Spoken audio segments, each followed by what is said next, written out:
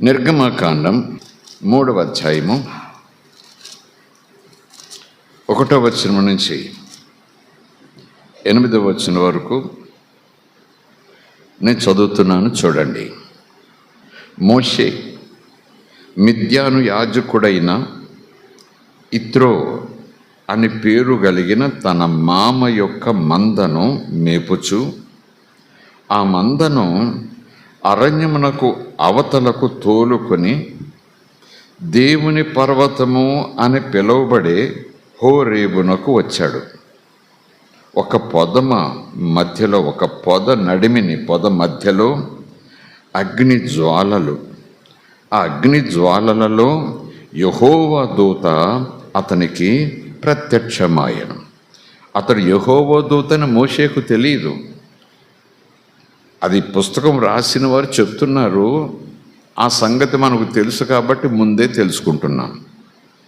యెహోవా దూత అని తెలిస్తే మోషే ఆసక్తితో పొద కాలిపోవటం లేదు, బూడిదైపోవటం లేదు, కానీ పొద మండుతుంది, ఈ వింత ఏంటో చూడాలని ఆసక్తితో వచ్చాడని తర్వాత లేఖనంలో చూస్తాం.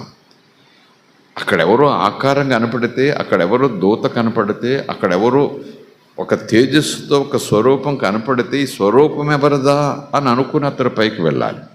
తర్వాత లేఖనం చూస్తే అలా లేదు కదా. ఈ వింతేంటో, పొదలో నుంచి మంటలు వచ్చేస్తున్నాయి, పొద కాలిపోవటం లేదు, బూడిదైపోవటం లేదు సరే కదా. దాని అందం, దాని సొగసు, దాని ఆకులు ఇంకా ఇంకా మెరిసిపోతున్నాయి, ఇంకా బలంగా. మొదటి రంగు కన్నా తర్వాత రంగు చాలా బాగుంది. స్తోత్రం కలుగును గాక. ఇదేంటో వింత చూడాలని దగ్గరకు వచ్చాడు. స్తోత్రం కలుగును గాక.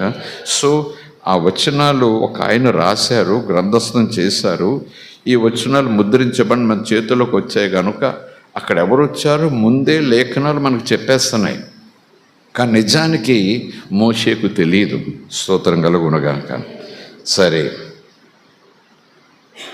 దేవుని పర్వతమైన హోరేబునకు వచ్చాడు. ఒక పొదమ నడిమిని అగ్ని జ్వాలలో యెహోవా దూత అతనికి ప్రత్యక్షమాయను. అతడు చూచినప్పుడు అగ్ని వలన ఆ పొద మండుచుండెను, కానీ పొద కాలిపోవటం లేదు. అప్పుడు మోషే, ఆ పొద ఎందుకు కాలిపోవటం లేదో నేను ఆ వైపు వెళ్ళి, ఆ తట్టు వెళ్ళి, ఆ ప్రక్కకు వెళ్ళి, దగ్గరికి వెళ్ళి ఈ గొప్ప వింత చూడాలి అని అనుకున్నాను. గొప్ప వింత, ఆశ్చర్యం, అద్భుతం చూడాలి అని అనుకొని దానిని చూచుటకు అతడు ఆ తట్టు, ఆ వైపు వచ్చుట యెహోవా చూశాడు. దేవుడు ఆ పొద నడుమ నుండి, పై మాట దేవుని దూత అనుంది, ఇక్కడ వచ్చిన దేవుడు అనుంది. దూత అంటే దేవుని కన్నా పొజిషన్ తక్కువ అన్నట్టుగా మనకు సహజంగా వచ్చే ఆలోచన. దేవుడు అంటే ఆయన హైయర్ అథారిటీ అని తప్పక మనం లేఖనానుసారంగా అర్థం చేసుకోవాలి. అయితే మరొక కోణంలో చూస్తే యేసు ప్రభువునకు కూడా దేవుని దూత అని పేరు. స్తోత్రం కలుగునుగాక. దేవుడు, దేవుని కుమారుడు, దేవుని స్వరూపం, దేవుని స్వభావం, అలాగే దేవుని యొక్క దూత. అబ్రహాం గుడారం దగ్గర ఉండగా 3 దేవుని దూతలు వచ్చారు అంటూ మాటలుంటాయి. ఆ తర్వాత అబ్రహాముతో దేవుడు ఎలా మాట్లాడాను అని తర్వాత వచనం ఉంటుంది. 3 మనుషులు వచ్చారట, ఏదో మనుషులు వచ్చినట్టుగా వచనం ఉంది. ఆ 3 దూతలు అన్నట్టుగా మరొక వచనంలో ఉంటుంది. ఆ తర్వాత 3 కాదు ఒకరు మాట్లాడుతున్నట్టుగా దేవుడు అబ్రహాముతో మాట్లాడెను అని ఉంటుంది. స్తోత్రం కలుగును గాక. సో కనుక అక్షరం చదువుకుపోతే, అలాగున కరెక్ట్గా చదువుకుపోతే ఒక రకమైన భావం వస్తుంది. కానీ మనుషులు వచ్చారు, అబ్రహాము దగ్గరికి వచ్చారు, అబ్రహాము వారిని ఆహ్వానించాడు, దూతలు అంటూ మరలా దేవుడు అబ్రహాముతో మాట్లాడాడు అని అదే సందర్భంలో లేఖనాలు చెప్తా ఉంటే, మానవ రూపం అంటే శరీరం కాదు, రూపం మాత్రం మానవ రూపమే వచ్చారు. స్తోత్రం కలుగునుగాక.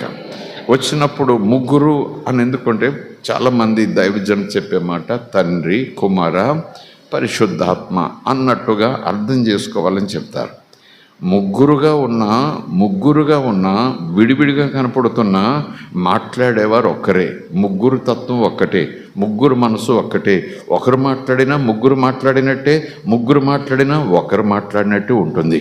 దేవుడు స్తోత్రం కలుగునుగాక. Praise the Lord, hallelujah. So మూడవ వచనం చూస్తే యెహోవా దూత అతనికి ప్రత్యక్షమయ్యాడు. ఆ తర్వాత యెహోవా పొద దగ్గరికి మోషే రావటం చూసి మోషే మోషే అని అతనిని పిలిచాడు. అందుకతడు చిత్తము ప్రభువా అనెను. అందుకు యెహోవా ఆయన దగ్గరికి రావద్దు, నీ పాదముల నుండి నీ చెప్పులు విడిచిపెట్టు, నీవు నిలిచి ఉన్న స్థలము పరిశుద్ధ ప్రదేశము అనెను. మరియు యెహోవా దేవుడు ఆయన, నేను నీ తండ్రి దేవుడను, అబ్రహాము దేవుడను, ఇస్సాకు దేవుడను, యాకోబు దేవుడను అని చెప్పగా మోషే తన ముఖమును కప్పుకొని దేవుని వైపు చూడటానికి భయపడ్డాడు. వెరచెను, ఇష్టపడలేదు అన్నట్టుగా మాట ఉంటుంది. వెరచెను, భయపడ్డాడు, ముఖము కప్పుకున్నాడు, చూడలేకపోయాడు. స్తోత్రం కలుగునుగాక. అక్కడ ఈ సన్నివేశం అంతా చూస్తూ ఉంటే ఒక చిన్న ఆలోచన, ఒక చిన్న పాఠం.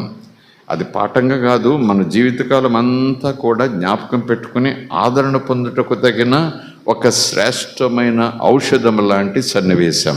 స్తోత్రం కలుగునుగాక. ఎక్కడో పని పాట చక్క పెట్టుకుంటున్నటువంటి మోషేను దేవుడు ఆకర్షిస్తున్నాడంటే నేను ఎంత అందగాడినో చూడు అని కాదు. నేను నీకు కనపడాలనుకున్నాను, ఇదిగో కనపడ్డాను కదా, ఇక దయచేయని కాదు. దేవుడు తనను తాను భూమి మీదకి దిగువచ్చి ఒక నరునికి ప్రత్యక్షపరుచుకునే ప్రయత్నం చేస్తున్నాడంటే దాని వెనకాల ఏదో గొప్ప ప్రణాళిక ఉంది. స్తోత్రం కలుగునుగాక. హల్లెలూయా.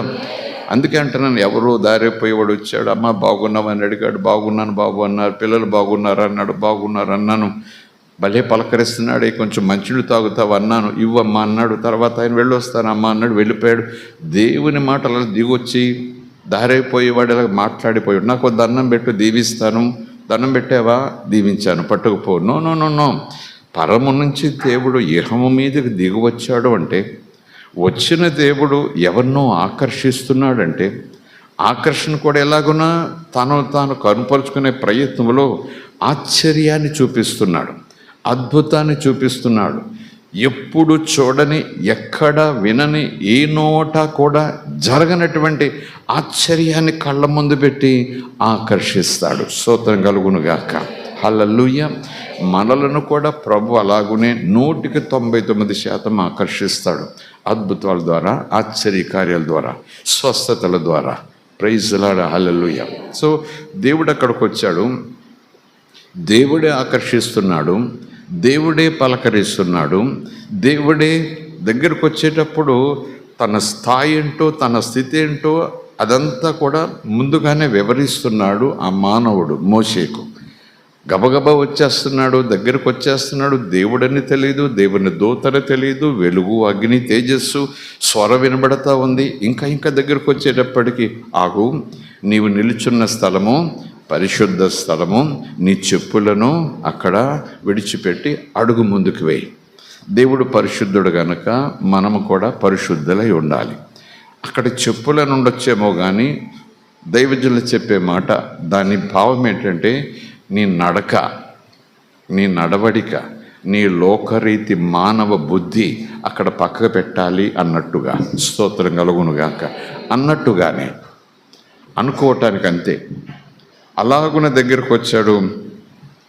దేవుడు మాట్లాడుతూ తనను తాను పరిచయం చేసుకుంటున్నాడు. ఓ మై గాడ్, హల్లెలూయా. ఆ బాధ దేవునికి ఎందుకు? అంత ప్రయాస దేవునికి ఎందుకు? నేను దేవుడును అంటే సరిపోదా? అది కూడా ఎందుకు చెప్పుకోవాలి? ఏదో ఇచ్చేసిపోవాలి, లేదా ఏదో చెప్పేసిపోవాలి, ఆశ్చర్యంగా ఒక దండం పెట్టించుకొని పోవాలి. కొంచెం ముందుకెళ్తే అంతే కదా. ఎందుకండి ఆ హిస్టరీ అంతా చెప్తారేంటి? దేవుడు ఇక్కడ తానే దేవుడు, ఎవరి దేవుడు ఒక తరంతో వదిలేయటం లేదు, ఒక తండ్రితో వదిలేయటం లేదు. అబ్రహాం ఎవరు? నీ పితరుడు. స్తోత్రం కలుగును గాక. నీ పితరుడు అబ్రహాము దేవుడు అనగానే ఏం గుర్తు రావాలి? అబ్రహామును గుర్తు చేస్తున్నాడు. నిజానికి అబ్రహామును గుర్తు చేసుకోవడం సరిపోతుందేమో కానీ అబ్రహామును గుర్తు చేస్తూ అబ్రహాము దేవుడు అని అంటున్నాడంటే అబ్రహాముకి ఎంత క్రెడిట్ ఇచ్చాడో. స్తోత్రం కలుగునుగాక. Praise the Lord. హల్లెలూయా. దేవునికి స్తోత్రం. పలానా వారి అబ్బాయి అని కొడుకు గురించి పలానా వారి అబ్బాయి అంటూ లోకం సమాజం శబాష్ చెప్పుకునే ముందు ఎవరబ్బాయి అబ్బా? పలానా అబ్బాయి, ఆయన తండ్రి వాళ్ళ అబ్బాయి అని లోకరీతిగా. కానీ ఇక్కడ రివర్స్. అదేమనంటే ఒక తండ్రి లోకరీతిగా ఒక తండ్రి అతిశయంతో చెప్తున్నాడట. లోకరీతిగా ఆలోచించే అందరూ కూడా చెడు పనులు చేసే ఒకడున్నాడు, ఎవరబ్బాయి, వీళ్ళ నాన్నెవరు అని సమాజం వేరే స్వభావంతో అంటుంది. అదే గుణవంతుడు, శీలవంతుడు, చాలా మంచివాడు అనుకోండి, అప్పుడు కూడా సమాజం ఆ మాటే అంటుంది, కానీ వేరే మనసుతో అంటుంది. ఎవరబ్బాయి, ఎంత గుణవంతుడు, ఎంత బుద్ధిమంతుడు, తండ్రి ఎవరు, ఆయన కన్నవాడు ఎవరో కానీ, ఎంత పుణ్యాత్ముడు కానీ అన్నట్టు సమాజం మాట్లాడుకుంటుంది. కానీ దానికి రివర్స్. తండ్రే ఆ కొడుకు గురించి అందరూ చెప్పుకుంటుంటే ఎవరు కొడుకో కానీ అని అనుకుంటూ కాసేపట్లో సమాచారం వస్తుంది వాళ్ళకి, పలానా వాళ్ళ అబ్బాయి అని. ఆ సమాచారం రాకముందే ఎవరబ్బాయి అని సమాచారం తెచ్చుకునే ప్రయత్నం సమాజం చేస్తుండగా ఈ తండ్రి ఆ ప్రజల్లోంచి ముందుకు వచ్చి నా కొడుకే, పలానా సుబ్బారావు తండ్రిని. Praise the Lord. హల్లెలూయా. అంటే తండ్రిని బట్టి కొడుకుకు వస్తుంది యాక్చువల్గా గుర్తింపు, కానీ ఇక్కడ కొడుకును బట్టి తండ్రికి గుర్తింపు. అంటే గుర్తింపు లేదని కాదు, అతిశయం. స్తోత్రం కలుగునుగాక. హల్లెలూయా. చాలా సందర్భాల్లో దైవజనులు ఈ స్థాయిలో అబ్రహాము మాదిరిగా, ఇస్సాకు మాదిరిగా, యాకోబు మాదిరిగా దేవుని వెంబడించట్లో, దేవుని హత్తుకోవటంలో, దేవుని చేత హత్తుకోబడటంలో మనం అలాగున జీవించడం ప్రారంభిస్తే దేవుడు కూడా పలానా పాలు ప్రసాద్ దేవుడును అంటాడేమో. స్తోత్రం కలుగునుగాక. పాలు ప్రసాద్ దేవుడును అంటే పాలు ప్రసాద్ చితికిపోయి, రోగంతో పడిపోయి, చచ్చిపోయి, దుర్మార్గుడై, పనికి మాలినవాడై, సమాజాన్ని ద్వేషిస్తూ, సమాజం చేత దూషించబడుతూ ఉన్నాడు అనుకోండి. ఎవరు చెప్పుకుంటారు పలానా వాళ్ళ నాన్ననని? ఎవరు చెప్పుకుంటారు? చాలామంది నీ నాన్నని చెప్పుకోవటానికి కూడా నాకు చాలా భయంగా ఉందిరా అంటారు. చెడ్డవాడిని కన్న తండ్రి, లేదా చెడ్డ పనులు చేసేటటువంటి కొడుకును చూసిన తండ్రి, నీ నాన్నని చెప్పుకోవడానికి కూడా నాకు అసహ్యంగా ఉంది, తలెత్తుకోలేకపోతున్నాను నేను అంటారు సమాజపరంగా చూస్తే. కానీ ఈ యెహోవా దేవుడట అబ్రహామును ముందు పెట్టి అబ్రహాము దేవుడును అంటున్నాడు. స్తోత్రం కలుగునుగాక. అంటే కేవలం అతిశయంతో చెప్పుకోవటం అదొక అర్థం కావచ్చు. లేదు, అబ్రహాము దేవుడు అంటే అబ్రహామును పిలిచాను, అబ్రహామును నడిపించాను, అబ్రహాముకి ఏ లోటు లేకుండా చేశాను, అబ్రహాము కుటుంబాన్ని కట్టాను, అబ్రహాముకు శత్రువుల మీద విజయం ఇచ్చాను, అబ్రహాం వెళ్ళిన చోటల్లా కూడా వర్ధిల్లాడు, డెవలప్ అయ్యాడు, అబ్రహాము ఎంత విధేయతతో ఉండేవాడు, ఎంత భయభక్తులతో ఉండేవాడు, నేనేం చెప్తుంది చేసేవాడు, ఆ అబ్రహాము దేవుడను. Praise the Lord. హల్లెలూయా. అంతవరకు చాలు, ముందుకెళ్దాం. మరియు ఆయన, నేను నీ తండ్రి దేవుడను, అబ్రహాము దేవుడను, ఇస్సాకు దేవుడను, యాకోబు దేవుడను అని చెప్పగా మోషే తన ముఖమును కప్పుకొని దేవుని వైపు చూడటానికి భయపడిపోయాడు.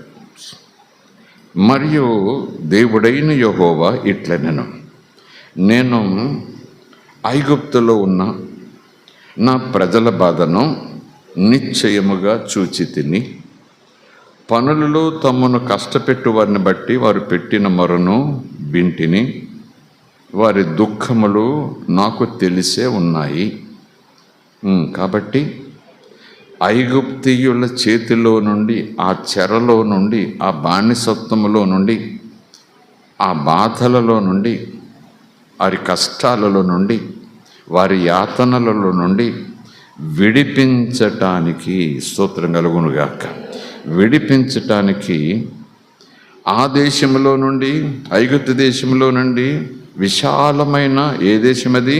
మంచి దేశమునకు, అనగా కనానీయులకు, హిత్తీయులకు, అమోరీయులకు, పెరిజీయులకు, హివ్వీయులకు, యెబూసీయులకు. ఎంతమంది చెప్పండి అక్కడ వచనాలను బట్టి లెక్క పెడదామా? అనగా కనానీయులు, హిత్తీయులు, అమోరీయులు, పెరిజీయులు, హివ్వీయులు, యెబూసీయులు. 6 పేర్లు వచ్చాయి. ఓకే, 6 మర్మం కోసం చూడొద్దు, కానీ వారికి నివాస స్థానమై ఉంది. నివాస స్థానమై ఉంది. ఈ 6 జాతులు, 6 దేశ ప్రజలు అక్కడ ఇప్పటికే నివాసం చేస్తున్నారు. అక్కడ పాలు తేనెలు ప్రవహిస్తున్నాయి. స్తోత్రం కలుగునుగాక. అది దేవుడు ఐగుప్తులో నుంచి ఇజ్రాయెల్ బయటకు తీసుకొచ్చినప్పుడు 100 కిలోమీటర్ల తర్వాత ఒక ప్రత్యేకమైన భూమిని ఏమి కొని లేకపోతే తయారు చేసి పాలు వచ్చేలాగున తేనె వచ్చేలాగున అన్ని సెటప్ రెడీ చేసి ఏం పెట్టలేదండి. ఆ ప్రాంతం ఉంది. ఆ ప్రాంతంలో అప్పటికే కొన్ని జాతులు ప్రజలు నివసిస్తున్నారు. ఆ దేశానికి నేను నడిపిస్తున్నాను అంటే వారు వెళ్ళిపోతారు, మీరు ఆ దేశాన్ని స్వాధీనం చేసుకుంటారు. స్తోత్రం కలుగునుగాక. ఆ పైన ఆ జాతుల పేర్లు లేకపోతే దేవుడే రెడీ చేశాడు. 100 ఎకరాలు కొని అంతా కూడా ఒక రియల్ ఎస్టేట్ లాగా, ఇక్కడ క్లబ్ హౌస్, అక్కడ స్విమ్మింగ్ పూలు, అక్కడేమో ఇది, ఇక్కడేమో అక్కడ స్కూలు, ఇక్కడేమో హాస్పిటల్, ఇక్కడేమో ఉండటానికి ఇళ్ళు, అక్కడేమో అలాగేమన్నా సెట్ చేసాడేమో ఆ వాగ్దాన దేశం. అక్కడ ఎవ్వరు ఉండరేమో అన్నట్టుగా ఒక ఉద్యానవనంలాగా ఉంటుందేమనుకుంటాం, కానీ వచనం చూస్తే ఆల్రెడీ అక్కడ ఉన్నారట ఎవరో. అక్కడున్న ఆ సమస్త సమృద్ధిని వాళ్ళు అనుభవిస్తున్నారట. వారిని మీరు దూరపరిచి దాన్ని స్వాధీనం చేసుకోవాలి, లేదా నేను ఆ దేశాన్ని మీకు ఇస్తున్నాను, ఆ దేశానికి మిమ్మల్ని నడిపిస్తున్నాను. ఐగుప్తు అంటే ఒక జాతే, అక్కడ 6 జాతులున్న పెద్ద దేశం అనుకోండి, ప్రదేశం అనుకోండి. ఒక జాతితోనే వీళ్ళు పోరాడుతూ పెనుగులాడుతున్నారు, బయటపడలేక ఉక్కిరిబిక్కిరైపోతున్నారు. అప్పటికే 6 జాతుల ప్రజలు ఉన్నారు. వాళ్ళ స్వభావాలు ఏంటో తెలియదు. శత్రువుల, మిత్రుల, రాణిస్తారా, పోనిస్తారా, బ్రతకనిస్తారా, దోచుకుంటారా, కాస్త గెంజి చేతుల్లో పోస్తారా, అసలు వాళ్ళ ఆస్తిని మనకు సంపాదించుకోవటానికి అనుమతి ఇస్తారా, అసలు మీరెవరు, ఎక్కడి నుంచి వచ్చారు, విదేశాలలో పొండి అంటారా అనే ఆలోచన అయితే రావచ్చు. కానీ ఆ వచ్చిన అలా ఉంచి పెడితే దేవుడు ఏదో శ్రేష్టమైన అంతా రెడీ చేసి కలుగునుగా కన్నట్టుగా ఆ పాలు తేనెలు ప్రవహించే దేశాన్ని, భూమి ఆకాశాలను చేశాడు, వెలుగుని చేశాడు, సూర్యుని చేశాడు, చంద్రుని చేశాడు. ఆ దేవుడే దిగొచ్చాడు. ఇక్కడ అలాగే ఒక పాలు ప్రవహించే దేశాన్ని తయారు చేశాడు. అక్కడ ఎవ్వరూ లేరు, అంతా సిద్ధం చేసి గృహప్రవేశం చెయ్యండి అని తీసుకెళ్ళిపోయాడు దగ్గరుండి అన్నట్టు మనం భావిస్తాం. కానీ ఇక్కడ వచ్చిన చూస్తే ఒప్పుకోదు. స్తోత్రం కలుగునుగాక. మనం ఏదంటే అది అనేసుకుంటే సరిపోదు. మనం ఇలా అనుకుంటే నాకు బాగుంటుంది అనుకోండి, ఆ మాట నేను ఇలాగ అనుకుంటాను, నాకు బాగుంటుంది కనుక నాకు బాగుంటుంది, పర్వాలేదు. కానీ దేవుని మాట నాకు బాగోవటం కోసం కాదు, అందరికీ బాగోవాలి, అందరికీ బాగోవాలి. కనుక కొన్ని వచనాలను అక్కడ మనం విడిచిపెట్టేస్తే, ఆ వచనాల మీద మనసు పెట్టకుండా ఇది నాకు అవసరం లేదు, తీసుకెళ్తాడట, దేశంలో పెడతాడట, దేశంలో అన్నీ ఉంటాయట అనుకుంటే వేరే తాత్పర్యం వస్తుంది. ఏ తాత్పర్యమో, అక్కడ దేవుడు ఒక రియల్ ఎస్టేట్ లాగా ఒకటి ఏంటో సృష్టిస్తాడు ఆయన. అక్కడ ఎవ్వరూ ఉండరు, ఏదైనా తోటలాగా అందంగా రమ్యంగా ఉంటుంది. అక్కడికి మనల్ని గృహప్రవేశం చేయటానికి ఇల్లు కట్టేసి తీసుకెళ్ళిపోతున్నాడు అన్నట్టు ఉంటుంది. కానీ అక్కడ ప్రభు అలా చెప్పలేదు. స్తోత్రం కలుగునుగాక. ఎనీవే, ఇంక విస్తరించి నేను మర్మాల్లోకి వెళ్ళను కానీ, అనగా కనానీయులకు, హిత్తీయులకు, అమోరీయులకు, పెరిజీయులకు, హివ్వీయులకు, యెబూసీయులకు నివాస స్థానమై పాలు తేనెలు ప్రవహించు దేశానికి వారిని నడిపించడానికి దిగి వచ్చాను. ఈ 8వ వచనం చివరి భాగం. స్తోత్రం కలుగునుగాక. హల్లెలూయా. ఈ చదివిన మాటల్లో ముందు మాటలన్నీ వివరించేశాను కనుక 7, 8లో కొన్ని పదాల మీద మీ దృష్టి పడేలా చేస్తాను నేను. ఇప్పటికీ అంటర్లైన్ చేసుకుంటే మంచిది, లేకపోతే చేసుకున్నా పర్లేదు. 1, దేవుడు. దేవుడు అనగానే మనకేం తెలియాలి? ఎన్ని చేతులు ఉంటాయి, ఎన్ని కళ్ళు ఉంటాయి, వెండిస్తాడా బంగారం ఇస్తాడా అక్కడ దాకా పోకూడదు. అసలు దేవుడు అంటే ఇందా చెప్పాను కదా, నేను దేవుడును అంటూ ఆయన ఆపలేదు. ఏమంటున్నాడు? నీ తండ్రి దేవుడను, అబ్రహాము దేవుడును, ఇస్సాకు దేవుడును. అంటే అందులో ఆలోచన ఏంటంటే నేను ఎవరినో నీకు పరిచయం చేసుకుంటున్నాను విను అన్నట్టుగా. దేవుడు అనగానే మనకు వెంటనే ఆలోచన చేయాలి. ఆయన శక్తి ఏంటి, ఆయన స్వభావం ఏంటి, ఆయన ఉనికి ఏంటి, ఆయన గుణశీలాలు ఏంటి అని వెంటనే వచ్చేసేయాలి మనకి. స్తోత్రం కలుగును గాక. Praise the Lord. హల్లెలూయా. ఎంత సులువుగా, ఎంత యథార్థంగా చిన్న పిల్లవాడికి ఒక పండు చూపిస్తాం, అప్పటికి వాడికి నేర్పాం. పుస్తకంలో చూపించో, పేజీలో చూపించో, బొమ్మ చూపించో, రంగు చూపించో, ఆకు చూపించో, సీతాఫలము అని నేర్పించాం. రియాలిటీలో కూడా సీతాఫలం చూపించాం. బుక్లో సీతాఫలం ఉంది, బొమ్మ చూశాడు. రియాలిటీలో సీతాఫలం చూశాడు. సీతాఫలం అంటే దానికి ఒక రూపం ఉంది, దానికి ఒక రంగు ఉంది, దానికి ఒక ఆకారం ఉంది. స్తోత్రం కలుగును గాక. సో ఒక 2 రోజులు, 10 రోజులు, 15 రోజుల తర్వాత ఆ పిల్లోడి ముందుకి ఆ పండు తీసుకొచ్చి ఏంట్రా ఇది అన్నామనుకోండి, జామకాయ అంటాడా? మనలో మనమాట పెద్దగా ఆలోచన చేస్తే చూపించిన తర్వాత వాడికి ఒక అవగాహన వచ్చింది, అనలైజ్ చేసుకుంటున్నాడు. ఆ తర్వాత రియల్గా సీతాఫలం చేతిలో తీసుకొచ్చి చూపించాను, కొంచెం అవగాహన వచ్చింది. ఆ తర్వాత వాడిని చెట్టు దగ్గర తీసుకెళ్ళాం, చెట్టుకు వేలాడుతోంది. ఇంకా రియాలిటీ. స్తోత్రం కలుగును గాక. ఇది నాన్న తయారు చేసింది కాదు, ఇది చెట్టు తయారు చేసిన సీతాఫలం. అవగాహన వచ్చేస్తుంది. 1 నెల తర్వాత అదే ఫలాన్ని చూపించో, చేతులు తీసుకొచ్చో, ఒరే జాంకాయ తినరా అన్నాడు అనుకోండి, పిల్లడు ఏమంటాడు చెప్పండి? ఏమంటాడు? త్వరగా చెప్పాలి. ఇది కూడా తెలియదా? చెప్పండి త్వరగా. జాంకాయ అంటావేంటి నాయనా? జాంకాయ అంటావేంటి? ఇది సీతాఫలం తెలియదా నీకు డాడీ? సీతాఫలం ఇది అంటాడు. కాదురా బాబు జాంకాయ, కొన్ని జాంకాయలు ఎలాగ ఉంటాయి అన్నాడు అనుకోండి, చీపో ఏం కాదు ఇది సీతాఫలమే అంటాడు. ఎందుకంత ధ్యాస, ఎందుకంత ఖచ్చితత్వం అంటే సీతాఫలం అంటే ఆ ఆకారము, ఆ రూపము, ఆ గుణము ఆడికి ప్రింట్ అయిపోయాయి. ఇలా నిద్రపోతుంటే లేపి చేతిలో పండిట్టు ఏంట్రా అంటే అలా అనుకుని ఇలా చూసి సీతాఫలం వల్ల పడుకుంటాడు. ఎందుకు ఈ మాటలన్నీ చెప్తున్నానంటే బోటనీ చెప్పడానికి కాదు, ఫలాల గురించి చెప్పడానికి కాదు. దేవుడు అనగానే మొత్తం సెటప్ అంతా మన కళ్ళ ముందుకు వచ్చేయాలి. ఆయన గుణము, శీలము, శక్తి, స్వభావము, ఆయన మనసు, మనస్తత్వము అంతా కూడా చక మన కళ్ళ ముందుకు వచ్చేసేయాలి. ఆ లెవెల్లో మన విశ్వాసం ఉండాలి. స్తోత్రం కలుగును గాక. హల్లెలూయా. ఆ విశ్వాసాన్ని మనం పెంచుకోవాలి. అలాగ విశ్వాస పరిమాణాన్ని మనం పెంచుకోవాలి. దేవుడు అంటే కనపడిందంతా దేవుడు కాదు, ఎవడో దండం పెడితే దేవుడు కాదు, ఎవడో సాగిలి పడితే దేవుడు కాదు. ఎందుకు సాగిలి పడ్డావరా అంటే వాళ్ళు సాగిలి పడ్డారు. వాళ్ళు ఎందుకు సాగిలి పడ్డారు నీకు తెలుసా అంటే దేవుడని సాగిలి పడ్డారట. మరి నీకు దేవుడని నీకు తెలుసా అంటే ఏమో సాగిలి పడ్డారు కాబట్టి నేను సాగిలి పడ్డాను. ఇలాగ వచ్చేసింది దైవత్వం లోకంలోకి, ఇలాగ వచ్చేసింది ఈ రీతి స్థితి ఈ భూమి మీదకి, ఈ దేశం మీదకి. అందుకే దేవుడు అంటాడు, పురుగు, పుట్ట, చెట్టు, చేమ, జంతువు మీరేమనుకుంటే దేవుడు అయిపోతాడా? మీరు రాసేసుకుంటే దేవుడు అయిపోతారా? పురాణాలు ఏదో ఆకారాలు పెట్టేసుకుంటే దేవుడు అయిపోతాడా? సంసారాలు దేవుడి చేత చేయించేస్తున్నారు, దేవుడి చేత యుద్ధాలు చేయించేసుకుంటున్నారు. ఒక దేవుడిని మరొక దేవుడు తరుముకుంటూ వెళ్తాడు. ఒక దేవుడు కష్టాలు ఉంటే మరొక దేవుడు వెళ్ళి విడిపిస్తాడు. ఈ పురాణాలు ఈ దేవుడు గొప్ప, ఆ పురాణాలు ఆ దేవుడు గొప్ప. ఆలోచన చెయ్యండి. ఈ అయోమయం, ఈ అవగాహనలేమి జ్ఞానమని చెప్పుకుంటూ ఏదో చేస్తూ అజ్ఞానులుగా బ్రతికే పరిస్థితి. సృష్టికర్తను విడిచిపెట్టి సృష్టమును సృష్టికర్తగా భావిస్తూ పూజ చేసే ఆ గురుడితనం. ఇహలోక దేవత మానవుల మనోనేత్రాలు, శారీరక నేత్రాలు కాదు, అవగాహన, అర్థం చేసుకోవటం, జ్ఞానం, తెలివి, ఆ నేత్రాలకు గురుడితనం కలగజేశారు ఇహలోక దేవత. అందుకే పురుగుకి దండం పెడతాడు, పుట్టకు దండం పెడతాడు, చెట్టుకు దండం పెడతాడు, నక్షత్రానికి దండం పెడతాడు.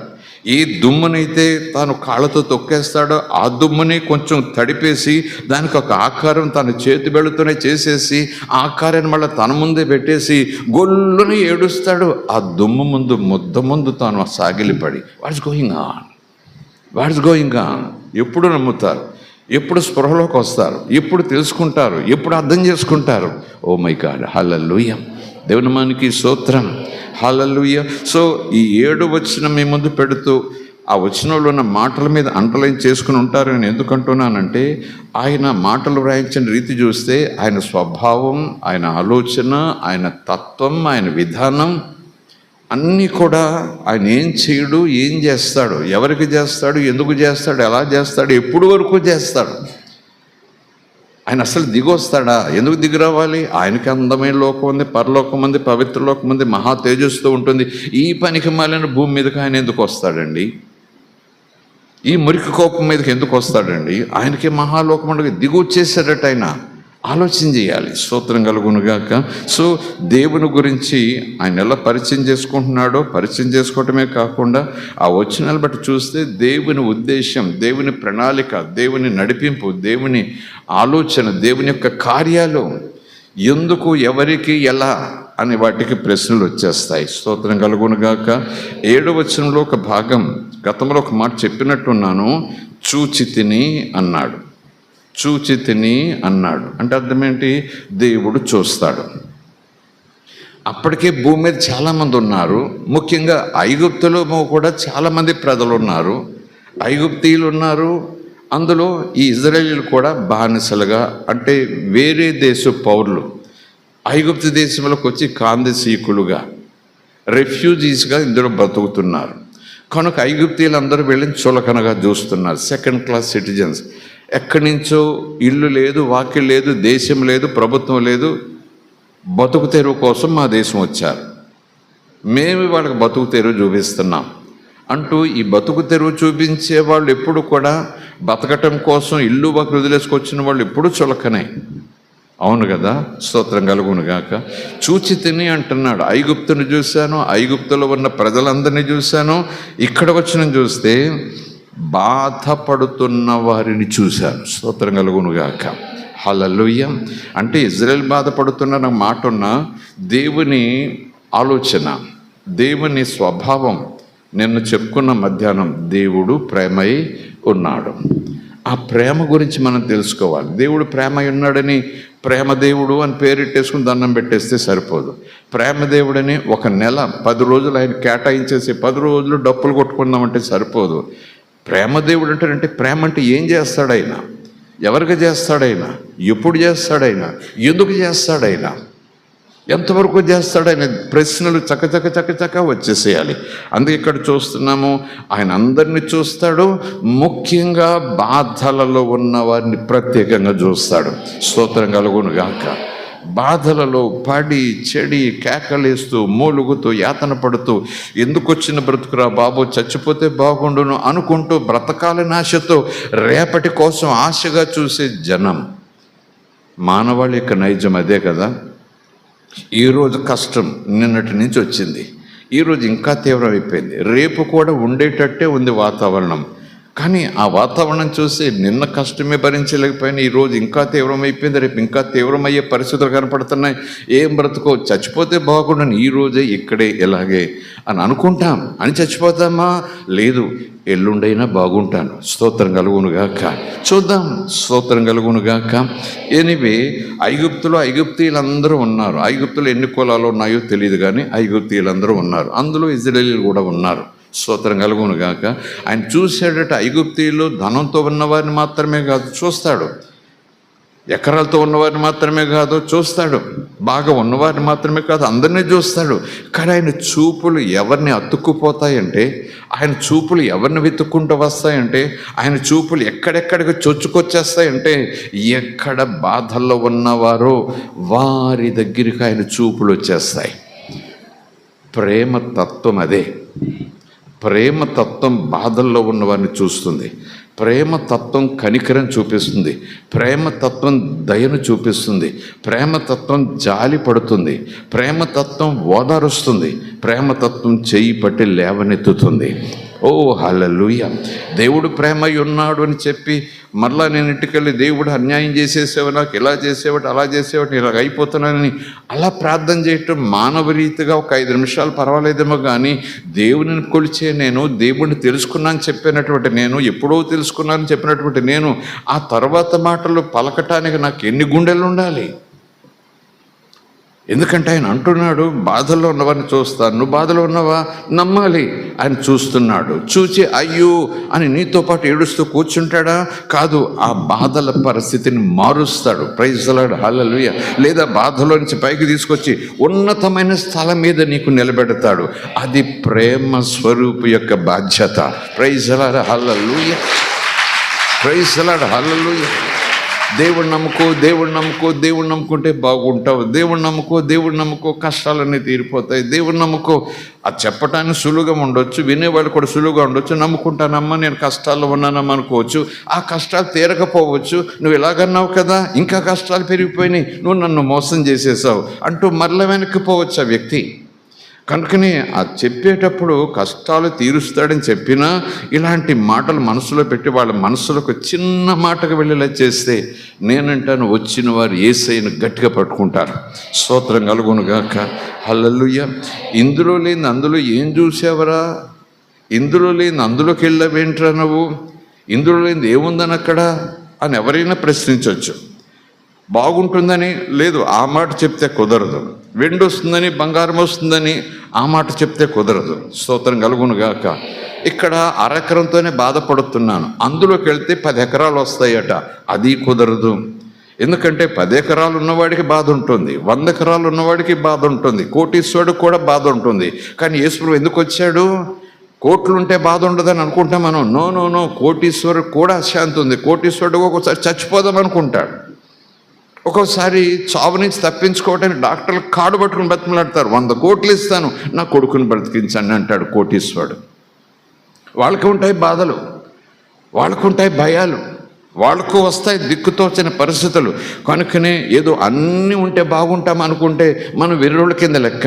అన్నీ ఉంటే బాగుంటామంటే ఏదో హై స్కూల్లో యూకేజీ, ఆ ఎల్కేజీ చదువుకునే పిల్లల తత్వం అన్నమాట పెద్దోళ్ళకి. అన్నీ ఉంటే బాగుంటామని ఎక్కడుంది? అన్నీ ఉన్న ఆరోగ్యం లేకపోతే ఏమవుతుంది? అన్నీ ఉన్న మనశ్శాంతి లేకపోతే ఏమవుతుంది? అన్నీ ఉన్నా సరే భయంతో నువ్వు బ్రతుకుతుంటే ఏమవుతుంది? Praise the Lord, hallelujah. దేవుని మనకి స్తోత్రం. అప్పుడు అన్నీ ఉన్నాయి అమ్మయ్య అనుకోలేవు కదా, నువ్వు అనుకోలేవు. మనశ్శాంతి ఉంటే బాగుండును, ధైర్యం ఉంటే బాగుండును, ఈ పెరుగుతనం నాకు లేకుండా ఉంటే బాగుండును. స్తోత్రం కలుగునుగాక. ప్రైజ్ ది లార్డ్, హల్లెలూయా. అందుకేనేమో కొన్ని చోట్ల ఇలా సామెతలు చదివాను, ఇంగ్లీష్లోనూ తెలుగులోనూ. ముందు తెలుగులో వచ్చిన తర్వాత ఇంగ్లీష్ వచ్చింది తెలియదు, ముందు ఇంగ్లీష్లో వస్తే తర్వాత తెలుగులో తర్జుమా చేసారో తెలియదు. కానీ డబ్బుంటే సంతోషాన్ని కొనుక్కోవచ్చు, డబ్బుంటే మంచాన్ని కొనుక్కోవచ్చు, నిద్రను కొనుక్కోలేము. అవును కదా? డబ్బుంటే ఏం కొనుక్కోవచ్చు చెప్పండి? 1000 రూపాయల మంచం కొనుక్కోవచ్చు, 1 కోటి రూపాయల మంచం కూడా కొనుక్కోవచ్చు. మంచంకి దేనికి? వీధిలో పెట్టుకుని మంచం చూపించుకోవడం కదా, పడుకోవడానికి. 5000 రూపాయల మంచం మీద అయినా సరే నేను అమ్మ ఒడిలో నిద్రపోయినట్టుగా ప్రశాంతంగా నిద్రపోవాలి. 1 కోటి రూపాయల మంచం అయినా సరే ప్రశాంతంగా నేను అమ్మ ఒడిలో బిడ్డలా నిద్రపోవాలి. 10 కోట్ల మంచం అనుకోండి, అయితే అవనివ్వండి, మంచం మీద నేను తండ్రి బడిలో నిద్రపోయినట్టు నిద్రపోవాలి. 1 కోటి రూపాయల మంచం మీద నిద్ర పట్టి జబ్బుతో పడుతున్నాను అనుకోండి, అది వ్యాధో, భయమో, బెంగో, ఏమో రేపటి గురించి ఆందోళన.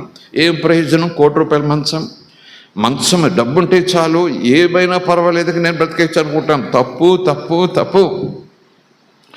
డబ్బు కన్నా ముందు నీకు ఏదో కావాలి. ఆ ఏదో కావాలని గాలిలో దీపం పెట్టిన కానీ నీకు దేవుడు కావాలి, నీకు దేవుని సహాయం కావాలి, నీకు దేవుని తత్వం కావాలి, నీకు దేవుని ప్రేమ కావాలి. నన్ను చూసేవాడు, నన్ను కన్నవాడు, భూమి మీదకి పంపించిన వాడు ఒక ఆయన ఉన్నాడు, ఆయన అంతా చూసుకుంటాడు అనుకున్నప్పుడు చాప మీద కూడా 1 కోటి రూపాయల మంచం మీద పడుకున్నప్పుడు కూడా లేనటువంటి నిద్ర చాప మీద కూడా నేను పడుకొని నిద్రను పోగలను. స్తోత్రం కలుగునుగాక. చక్కగా నిద్రపోగలను. ప్రైజ్ ది లార్డ్, హల్లెలూయా. ఒకవేళ ఆ స్థితి, ఆ స్థాయి మీలో ఉంది లేదు అని నిష్ఠూరంగా వేలెత్తి చూపించను కానీ అలాంటి స్థితి నీలో ఈ కోణంలో అయినా ఉందేమో, ధనం ఉంటే చాలు బాగుంటాను, ఇది వస్తే చాలు బాగుంటాను, ఇది సంపాదించుకుంటే చాలు బాగుంటాను, ఇల్లు ఇంత కట్టుకుంటే చాలు బాగుంటాను, ఏం లేదు బ్యాంకులో ₹1,00,00,000 ఉంటే అలా వడ్డీతో బతికేస్తాను అనుకుంటావు. ఆ వడ్డీ కాదు కదా, 24 గంటల్లో బ్యాంకులో డిపాజిట్ అంతా ఆవిరైపోయేలాగా చేసే రోగాలు వచ్చి పడ్డాయి భూమి మీద. ₹1,00,00,000 అనుకుంటే 10 రోజుల్లో ₹1,00,00,000 ఆవిరైపోతాయి హాస్పిటల్కి వెళ్తే. అలాంటి రోగాలు ఉన్నాయి. పోదు, బతకటానికి వెలువెళ్ళాడతారు, బతికించిన డాక్టర్లు పోరాడుతుంటారు, చూస్తూ చూస్తూ చంపలేరు. రోజుకి 1,00,000 10 లక్షలు ఖర్చు పెట్టాలి, గంటకి 50 లక్షలు ఖర్చు పెట్టాలి మిషన్కి, ఔషధానికి, ఆ హడావిడికి. ₹1,00,00,000 చూసి బ్రతిపోదాం అనుకున్నాను, 30 రోజులకే జీరో. భయపడతానని చెప్తలేదు కానీ యేసు ₹1,00,00,000 కాదు, కోటాను కోట్ల రూపాయలు ఉన్నా లేకపోయినా సరే నిన్ను కూటికి లేకుండా చేయలేడు. కూటికి లేకపోయినా కోటీశ్వరులకు నేను బ్రతికేలా చేస్తాడు. ప్రైజ్ ది లార్డ్, హల్లెలూయా. ఏం కావాలి, ఎవరు కావాలి, ఏ స్థితి కావాలి, ఎలాంటి జీవితం కావాలి, ఎలాంటి నడవడిక కావాలి, ఎలాంటి పరివర్తన కావాలి. ఈరోజు లోకమంతా కూడా వీటి వెనకాల పరిగెడుతూ ఉంది, మనశ్శాంతి పోగొట్టుకుంటూ ఉంది, బెంగలు పోగొట్టుకుంటూ ఉంది, ఎదురు దెబ్బలు తింటూ ఉంది, గాయపడిపోతూ ఉంది. కానీ వాటి కోసమే పరిగెడుతూ ఉంది, వాటిలోనే సుఖం అనుకుంటూ ఉంది. విచిత్రం, వెర్రితనం. ప్రభువుని అంగీకరించి ప్రభు చేయి పట్టుకుని ప్రభు మార్గంలోకి వచ్చిన క్రైస్తవులు కొంతకాలం నాకేమీ వద్దు ప్రభువు కావాలంటూ ప్రార్థన చేసి, పాటలు పాడి, ఉపవాసం ప్రార్థన చేసి, చివరికి వచ్చేటప్పుడు మళ్ళీ అదేం కర్మో కానీ సంఘం కూడా లోకం వెనక పరిగెడుతుంది. అది ఉంటే చాలు, అంతుంటే చాలు, ఇది ఉంటే చాలు, అంతుంటే చాలు, వాళ్ళకలాగుంటే చాలు, వాళ్ళకన్నా బాగుంటే చాలని. సంగమా, ఏ ఉద్దేశంతో నువ్వు ప్రభు దగ్గరికి వచ్చావు? ప్రభు ఏమై ఉన్నాడు నువ్వు ప్రభు దగ్గరికి వచ్చావు? ఏం చేయగలని ప్రభు దగ్గరికి వచ్చావు? ఎలా లేవనెత్తబడాలని వచ్చావు? ఇప్పుడు దేని వల్ల నువ్వు పడిపోయావో, దేని వల్ల నువ్వు చెడిపోయావో, మళ్ళీ అదే కావాలి, దాని వెనకాల పరిగెడతావు. ఏమైంది నీకు జ్ఞానం అంటాడు యేసు ప్రభు. స్తోత్రం కలుగును గాక. హల్లెలూయా. దేవుని మనకి స్తోత్రం. కనుకనే మనం మార్గంలోకి వచ్చాక తొలగిపోతున్నామా లేదని కూడా చూసుకోవాలి. ఎనీవే, గాడ్ ఈజ్ గుడ్, అందరికీ మంచివాడు. ముఖ్యంగా ఆయన బాధలలో ఉన్న వారిని ప్రత్యేకంగా చూస్తాడు. స్తోత్రం కలుగును గాక. హల్లెలూయా. ఎందుకు ఈ మాట చెప్తున్నానంటే, ప్రభు నమ్మకం చాలా కాలమైంది.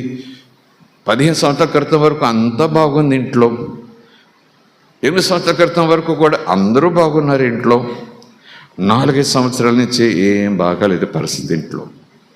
ప్రభు నమ్మకం 30 సంవత్సరాలు అయింది అనుకోండి. ఫర్ ఎగ్జాంపుల్, మొదట్లో అంతా బాగుంది, 10 సంవత్సరాల క్రితం అంతా బాగోలేదు, కానీ ధైర్యంగా వచ్చేసాం. 5 సంవత్సరాల నుంచి మరీ భయంకరంగా ఉంది. ఏంటో కానీ 3 సంవత్సరాలైంది, ఉక్కిరిబిక్కిరి అయిపోతున్నాను. నా బాధ దేవుడే చూడాలి. నేను పడుతున్న బాధ శత్రువు కూడా ఉండకూడదురా బాబు అని కూడా ఎవరైనా సారభ చూపిస్తూ చుట్టాలు వస్తే ఆ మాటలు మాట్లాడేస్తాం క్రైస్తవులమయ్యుండి. ఇలాంటి బాధ శత్రువు కూడా రాకూడదు, పగోడు కూడా రాకూడదు. అంత బాధ అనుభవిస్తున్నాను. అక్కడ యేసు మాట గోడ మీద ఉంటుంది, ఇక్కడ యేసు ప్రభు క్యాలెండర్ వాగ్దానాలతో ఇక్కడ ఉంటుంది, బైబిల్ ఏమో టేబుల్ మీద ఉంటుంది. స్తోత్రం కలుగును గాక. హల్లెలూయా. చర్చికి నాన్ స్టాప్, ఎక్కడ ఆబ్సెంట్ లేకుండా 52 వారాలు, 53 వారాలు, ఆదివారాలు, అన్ని వారాలు వచ్చిన పాస్టర్ గారు ఏమంటారు చెప్పండి? 53 వారాలు ఆగకుండా మీరు చర్చికి వచ్చారు కనుక మీకు సావునీరు, నా బొమ్మ ఉంటుంది, నా పిల్లల బొమ్మ ఉంటుంది, మీకు పెద్ద కప్పు ఇస్తారు, మీరు ఇంట్లో ఆ బీరువాలు కూడా పెట్టుకుంటారు. ఎవరు ఇచ్చారు? మా పాస్టర్ గారు ఇచ్చారు. ఎందుకు ఇచ్చారు? 53 వారాలు నేను నాన్ స్టాప్గా ఆదివారం మిస్ అవ్వకుండా వెళ్ళాను, శబాష్ అని ఇచ్చారు. అవన్నీ విక్కరింతగా కనపడుతూ ఉంటాయి. పగోడుకు కూడా ఉండకూడదమ్మా అంటూ ఈ వ్యక్తి మాట్లాడుతుంటే దేవుడికి ఏం చేయాలో తెలియదు, అదేం నమ్మకమో తెలియదు, అదేం సాక్ష్యమో తెలియదు. బాధల్లో మాట వచ్చేస్తే వచ్చేయచ్చు, కానీ అందుకే అంటున్నాను, దేవుడు అనగానే మన గుండెలు నిండిపోవాలి. ఆయన స్వరూపం, ఆయన స్వభావం, ఆయన గొలుశీలాలు ఎవరు తట్టి లేపినా సరే, కోమాలోకి వెళ్ళిపోతే కోమలోంచి బయటకు వచ్చానో లేదో డాక్టర్ గారు కాలు గోకి అదిగోకి ఇదిగోకి కొంచెం కళ్ళు తెరుస్తూ ఉంటే ఎవరు చూడు, ఈ అబ్బాయి ఎవరు చూడు అంటుంటే ఇలాగంటాను చూసారా? అంతకన్నా ముందు కోమాలో కూడా నేను దేవుణ్ణి చూడగలగాలి, కోమాలో కూడా దేవుని స్వరాలు వినగలగాలి, కోమాలో కూడా దేవుడు నాలో ఉన్నాడని అనుకోవాలి. ఆ స్థాయికి మన విశ్వాసం పెరిగిపోవాలి. స్తోత్రం కలుగును గాక. ఆయన చూచేవాడు. ఈ మధ్యాహ్నం ఏదో అనౌన్స్మెంట్గా చెప్పను కానీ మాట వచ్చింది కనుక అలా చెప్పడం తప్పులేదని నేను అనుకుంటున్నాను కనుక, బాధల్లో ఉన్నావా? ఈ బాధలు చాలా కాలం నుంచి ఉన్నాయా? భరించలే స్థితిలో ఉన్నావా? దేవుని బిడ్డగానే బాధలో ఉన్నావా? ఒక్కొక్కసారి ఇలాంటి అవివేకంతో కూడిన ఆలోచనలతో నువ్వు పోరాడుతున్నావా? ఒక్కొక్కసారి యేసుప్రభు దగ్గర ఆ ప్రవక్త మాదిరిగా నేను భరించలేనయ్యా బాబు, నేను పరిగెత్తలేనయ్యా బాబు, నాకు ఇక ఓపిక లేదయ్యా బాబు, నన్ను తీసుకుపో అన్న ప్రవక్త మాదిరిగా బాధపడుతూ ప్రార్థన చేసి రోజు పడుకోవాల్సిన జీవితం వచ్చిందా? ఈ మధ్యాహ్నం ఈ మాట చొప్పున నేను చెప్తాను. దేవుడు నిన్నే చూస్తున్నాడు. దేవుడు నిన్నే చూస్తున్నాడు. దేవుడు నిన్నే చూస్తున్నాడు. దేవుడు నిన్నే చూస్తున్నాడు. దేవుడు నిన్నే చూస్తున్నాడు. ఏంట గ్యారంటీ? నీలో బాధలు ఉన్నాయి, నిన్నే చూస్తున్నాడు. ఆ బాధలో పలకరించడానికి కాదు, బాధలతో మరింత బరువుని మొక్క మీద వేయటానికి కాదు, ఉన్న పాటును లేవనెత్తి గుండెలుగా హత్తుకుని ఎత్తైన స్థలాన్ని తీసుకెళ్ళటానికి. స్తోత్రం కలుగును గాక. Praise the Lord. Hallelujah. He's good, he's good, he's good. ఆయన దేవుడు మంచివాడు, ఆయన దేవుడు మంచివాడు, ఆయన దేవుడు మంచివాడు, ఆయన దేవుడు మంచివాడు. ఆయన ప్రేమ స్వరూపి. ప్రేమలో ఉండే తత్వం ఇది, ప్రేమలో ఉండే మాధుర్యం ఇది. పడిన వారిని చూసేవాడు, చెడిన వారిని బాగు చేసేవాడు, చితికిన వారిని చేరదీసేవాడు, చెదిరిన వారిని సమకూర్చేవాడు. బ్రతుకు మీద విరక్తితో ఉన్న వాళ్ళను నువ్వు బ్రతకగలమని చెప్పి క్రొత్త బ్రతుకిచ్చి అందరి ముందు మాదిరిగా చూపించేవాడు. ఈరోజు నేను బ్రతుకుతున్నానంటే, ఇలా బ్రతకగలుగుతున్నానంటే, ఒకప్పుడు చచ్చిపోదాం అనుకున్నాను. చాలామంది బాధల్లో ఉంటే చచ్చిపోతే బాగుంటుంది, నేను కూడా చచ్చిపోదాం అనుకుంటున్నానంటూ పిరికి మందు పోసేవాడిని, పిరుకోడిగా ఉండేవాడిని. రేపు ఎలాగుంటుందో పోదాం బాబు అనుకునేవాడిని. కానీ ఇప్పుడు లేదు. ఎంత కష్టమైనా భరిస్తా. అవునా? ఏంటి నీ ధీమా? డబ్బులు లేవు, వస్త్రాలు లేవు, వాకిలు లేవు, నీ వెనకాల కులం పెద్దలు ఎవరైనా ఉన్నారంటే ఎప్పుడో నిన్ను వదిలేశారు. ఏంట్రా బాబు నీ ధైర్యం? నాకు దేవుడు ఉన్నాడు, చూసుకునే దేవుడు ఉన్నాడు, నా చేయి పట్టుకునే దేవుడు ఉన్నాడు, నన్ను నడిపించే దేవుడు ఉన్నాడు, కష్టాల్లో కూడా నేను విడిచిపెట్టని వాగ్దానం ఇచ్చిన సత్య దేవుడు నాకు ఉన్నాడు. అందుకే నాకు ఈ ధైర్యం. Praise the Lord. Hallelujah, hallelujah. విస్తారమైన జలములు నీ మీద పొంగిపల్లి ప్రవహించి నిన్ను ముంచి వేసిన, భయంకరమైన అగ్నిలో నీవు పడినట్టుగా ఉన్నా అవి నిన్ను కాల్చివేసేంత హడావడి చేసినా దేవుని యొక్క వాగ్దానం, నువ్వు కాలిపోవు, నువ్వు మునిగిపోవు. ఎందుకంటే నేను నీతో ఉంటా, నేను నీలో ఉంటా, నేను నిన్ను క్షేమంగా ఉంచి చటాలను దాని నుంచి బయటకు తీసుకొస్తా. స్తోత్రం కలుగును గాక. ఈ సాక్ష్యాలు చెప్పాలంటే ఇక్కడ చాలామంది ఉన్నారు. ఒక్కొక్క కోణంలో ఒక్కొక్క రీతిలో మీరు అలాగని మేలులు పొందిన వారే, ఒక్కొక్క రీతిలో ఒక్కొక్క కోణంలో మీరు అలాగని ఓదార్చబడిన వారే, అలాగ జీవితం మీద విరక్తి కలిగి మళ్ళా బ్రతుకుతూ ఈ రోజు వరకు చక్కగా చెయ్యి మీద తలబెట్టుకుని నిద్రపోతున్న వారే. కారణం ఏంటంటే ఆయన మీకు దేవుడైపోయాడు, ఆయన మిమ్మల్ని పిల్లలుగా చేసుకున్నాడు. అది మీ ధైర్యం, అది నా ధైర్యం, అది మన ధైర్యం. Praise the Lord. హల్లెలూయా. ఆ దేవుని స్తోత్రం చెబుదామా? గంభీరంగా స్తోత్రం చెబుదామా? హల్లెలూయా. స్తుతి మహిమ ఎల్లప్పుడు దేవునికి ఇచ్చెదము. హల్లెలూయా. స్తుతి మహిమ ఎల్లప్పుడు దేవునికి ఇచ్చెదము. హల్లెలూయా. ఆమేన్. గొప్ప దేవుడు, దయగల దేవుడు. హల్లెలూయా, హల్లెలూయా. శక్తిగల దేవుడు. అల సైన్యములకు అధిపతి అయిన ఆ దేవుని స్తుతించెదము. అల సైన్యములకు అధిపతి అయిన ఆ దేవుని స్తుతించెదము. అలసంద్రములను దాటించిన ఆ యెహోవాను స్తుతించెదము. అలసంద్రములను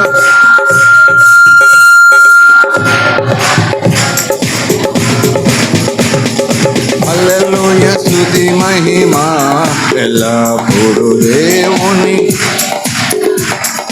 హల్లెలూయా. స్తుతి మహిమ ఎల్లప్పుడు.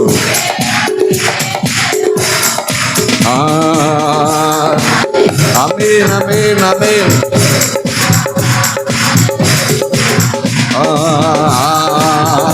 హల్లెలూయా.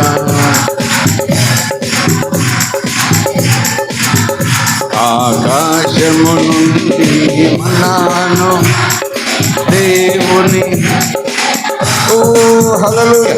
ఆకాశము నుండి దేవుణ్ణి స్తుతించెదము, బండ నుండి మధుర జలములు పంపిన ఆ యెహోవాను స్తుతించెదము, బండ నుండి మధుర జలములు. Praise the Lord. Amen. Hallelujah. స్తుతి మహిమ ఎల్లప్పుడూ దేవునికి చెదము. హల్లెలూయా. స్తుతి మహిమ దేవునికి చెదము. హల్లెలూయా హల్లెలూయా. స్తోత్రం స్తోత్రం. Hallelujah hallelujah hallelujah hallelujah. Praise the Lord. బండ నుంచి నీటిని రప్పించిన దేవునిని స్తుతించకుండా ఉండగలమా? ఆకాశం నుంచి మన్నాను కురిపించి దాదాపు 40 లక్షల పైచులకు ప్రజలను సంవత్సరాలు పాటు పోషించిన ఆ దేవునిని స్తుతించకుండా ఉండగలమా? ఒకరు కాదు, ఇద్దరు కాదు, 40.5 మంది, అంటే 45 లక్షలు, 4.5 మిలియన్ పీపుల్ అరణ్యంలో పోషించాడు. బండ నుంచి నీటిని రప్పించాడు, ఆకాశం నుంచి మన్నాను కురిపించాడు. నిన్ను నన్ను పోషించగల సమర్థుడు, నిన్ను నన్ను నడిపించగల సమర్థుడు, నీకు నాకు సహాయం చేయగల సమర్థుడు. ఆయన ఇజ్రాయేలుకి దేవుడు కదండి. అవును ఒకప్పుడు, ఇప్పుడు అందరికీ దేవుడుగా ఉండాలనుకుంటున్నాడు. వాళ్ళకే అనవరట కదండి, మా దేవుడమ్మా యెహోవా అనేవారట. ఇప్పుడు దేవుడు అంటాడు, నేను మీ దేవుడిని కాదు, అందరి చేత నేను దేవుడుగా పిలిపించుకుంటాను, అందరికీ నేను దేవుడుగా ఉంటాను, మిమ్మల్ని పోషించినట్టే అందరిని పోషిస్తాను. యేసుక్రీస్తు అందరికీ ప్రభు, యేసుక్రీస్తు అందరికీ రక్షకుడు, యేసుక్రీస్తు అందరినీ విమోచిస్తాడు, యేసుక్రీస్తు అందరినీ స్వస్థపరుస్తాడు, యేసుక్రీస్తు అందరి వైపు చూస్తాడు. ముఖ్యంగా బాధల్లో ఉన్న వారిని మరీ చూస్తాడు ఆయన. స్తోత్రం కలుగునుగాక. ఐగుప్తులోనున్న నా ప్రజల బాధను నిశ్చయముగా చూచి తిని, పనులలో తమను కష్టపెట్టు వారిని బట్టి వారు పెట్టిన మొరను వింటిని చూచేవాడు, వినేవాడు. మనం అంగలారుస్తుంటే, మనం కన్నీరు కారుస్తుంటే, కొంతమంది గుండెలు బాదుకుంటూ పక్కింటి కోళ్ళు కూడా భయపడేంత స్వరంతో ఏడుస్తారు ఇళ్లల్లో బాధను బట్టి. వాళ్ళు వినాలని కాదండి, వాళ్ళు వినాలని కాదు, బాధ తీవ్రత ఆ స్థాయికి తీసుకొచ్చేస్తుంది ఆ వ్యక్తిని. వ్యాధి వల్ల నొప్పి వచ్చే బాధ కావచ్చు, కానీ ఒక్కొక్కసారి కొన్ని భయాలు, కొన్ని విచారాలు, కొన్ని బెంగలు మనిషిని కేకలేసేసేలా చేసేస్తాయి. ఇక భూమి కంపించిందా, ఏమైపోయింది ఈ వ్యక్తికి, ఏమైనా సీలింగ్ పడిపోయిందా మీద, అమ్మమ్మో అన్నట్టుగా వినేవారికి అనిపిస్తుంది. కానీ మనిషికి గాయాలేమీ ఉండవు. కానీ ఎలా ఏడుస్తారంటే మనసు మనసు మనసు మనసు. స్తోత్రం కలుగునుగాక. ఆ మొర అరణ్య రోదనగా ఉండదట. నేనంటాను, వాక్యం చెప్తుంది, వాక్యంలో ఉన్న మాటను నేను నమ్మాను, అది విన్నాను, అది అనుభవించాను. మొరపెట్టుటకు నాకు స్వరం కొంతసేపు ఉండి తర్వాత గొంతు పోవచ్చు. మొరపెట్టుటకు నా దగ్గర స్వరమే లేకపోవచ్చు, కానీ నా మనసు రోధిస్తుంది. నా గొంతు కేకవేసే కెపాసిటీ పోయినా ఈ స్వరమండలానికి పోతుంది కదండి. చాలామందికి ఈ పేటకి పోతుంది, స్వరపేటకి పోతుంది. ఏంటి స్పెషలిస్ట్ అంటాడు, నీ గొంతు పనిచేయదు, నువ్వు మాట్లాడలేవు, ఇట్స్ ఇంపాసిబుల్, గాన్. అలాగ కావచ్చు, మరొకలా కావచ్చు. కానీ మన మనసు రోధిస్తుంది చూసారా, ఈ కేక కన్నా ఈ కేక దేవుడి దగ్గర స్పీడ్గా వెళ్ళిపోతుంది, చాలా వేగంగా వెళ్ళిపోతుంది. అందుకే దేవుని యొక్క వాక్యం ఉంది, కేక వేయండి, మొరపెట్టండి, ప్రసవ వేదన పడండి అన్న మాటలున్నా మరొక చోట ఉంటుంది, విరిగి నలిగిన హృదయానికైనా చాలా దగ్గరికి వచ్చేస్తాడు. ప్రైజ్ లార్డ్, హల్లెలూయా, దేవుని నామానికి స్తోత్రం. కనుక బాధపడిపోతే ఇంకా నాకు ఈ బాధలు తప్పవనే మాట అనుకోవద్దు. కష్టాలు ఉంటే ఉండవచ్చు, ఈ కష్టాలు నాకు ఇంకా తప్పవు, ఇంతే నా బ్రతుకని ప్రభువు నమ్మిన వ్యక్తులు అస్సలే అనుకోకూడదు. ఎందుకంటే సూర్యుడిని మేఘాలు ఎల్లకాలము కప్పి ఉంచలేవు. అలాగే దేవుని బిడ్డలను ఈ కష్టాలు, శ్రమలు, అవమానాలు ఆకలి బాధలు ఈ మేఘాలు ఎప్పుడు కూడా కప్పి ఉంచలేవు.